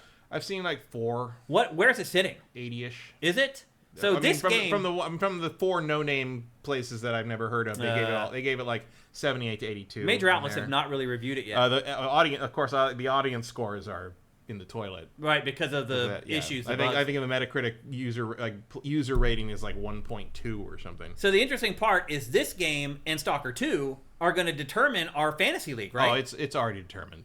Well, how do you know? Like that hardly anyone's reviewed Flight Simulator. Doesn't matter. Really? Stalker 2's average is like 73. Well, that's not terrible though. It's way lower than what this is gonna get. Really? And you're already like 25 ahead. Oh. You have it. It's see. Done. It's done. This is not scoring under an 80. It could. It won't. Because of the bugs. It won't. Like the fact that no one's reviewed it yet is a red flag. This is not scoring under an 80. We'll see.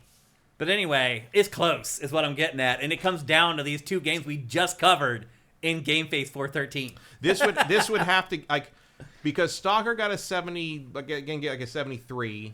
I don't know how you average that out between platforms, but I think it's like a 70. Stalker is like a 70.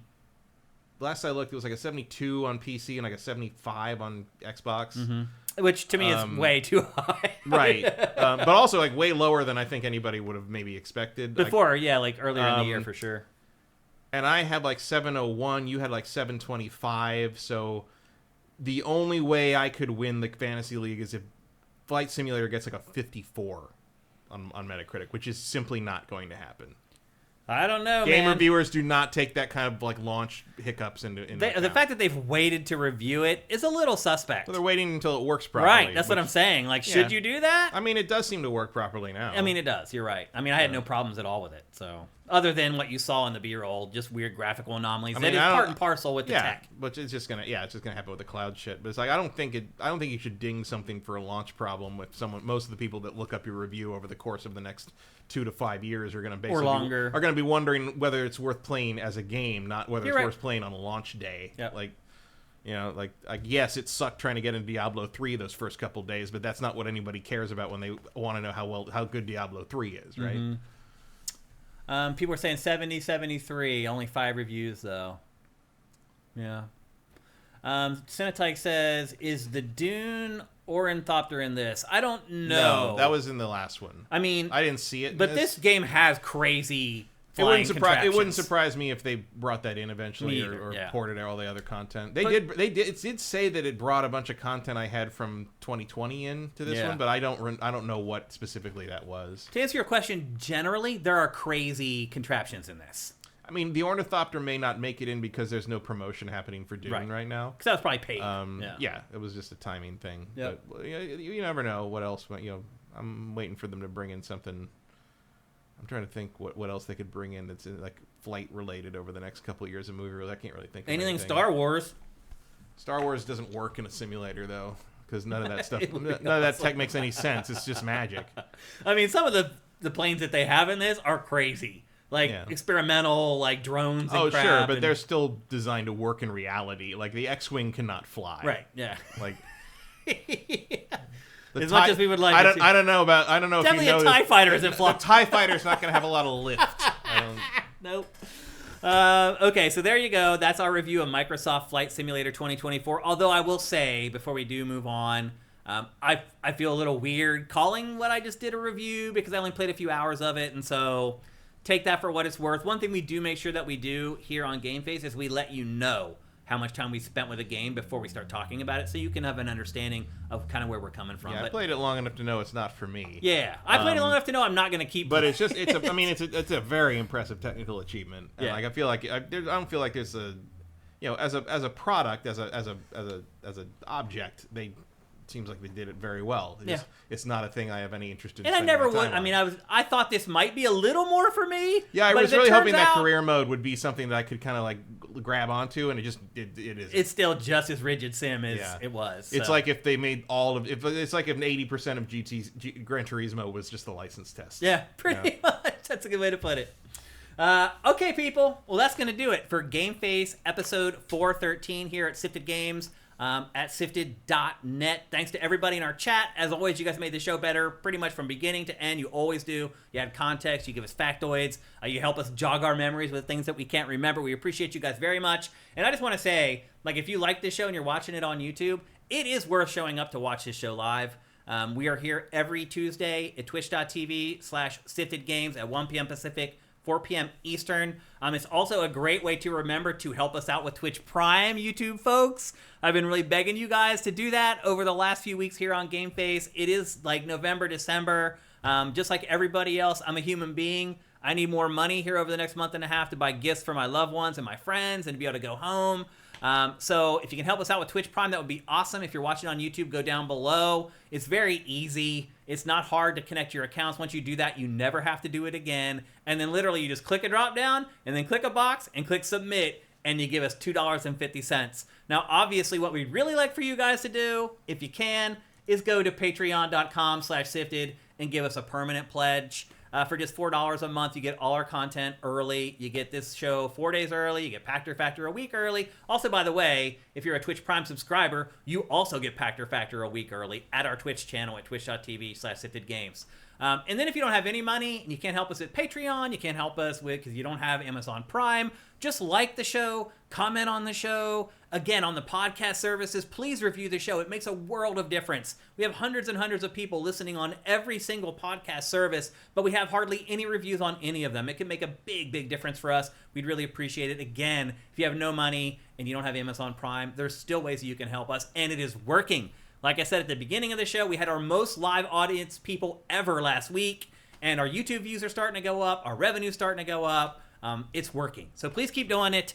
And then soon those shorts are going to be making you 52 cents. Exactly. Yeah, the shorts don't really pay. Let me tell you that much, man. We've done like tens of thousands of short views, and we've made like a nickel. Yeah, those are the shorts are just they are literally for exposure. It's a scam. It really is a scam. Yeah. The YouTube's making all the money off of that. Right, but like there are channels that have blown up because they were discovered through the shorts. But you can like have a short that does 1 million views and you'll get like $20. Mm-hmm. It's crazy, the economy for shorts. But anyway, we're still doing them because it does seem to be building our audience and subscribers. So we're going to keep doing them. People getting in with Twitch Prime here at the end.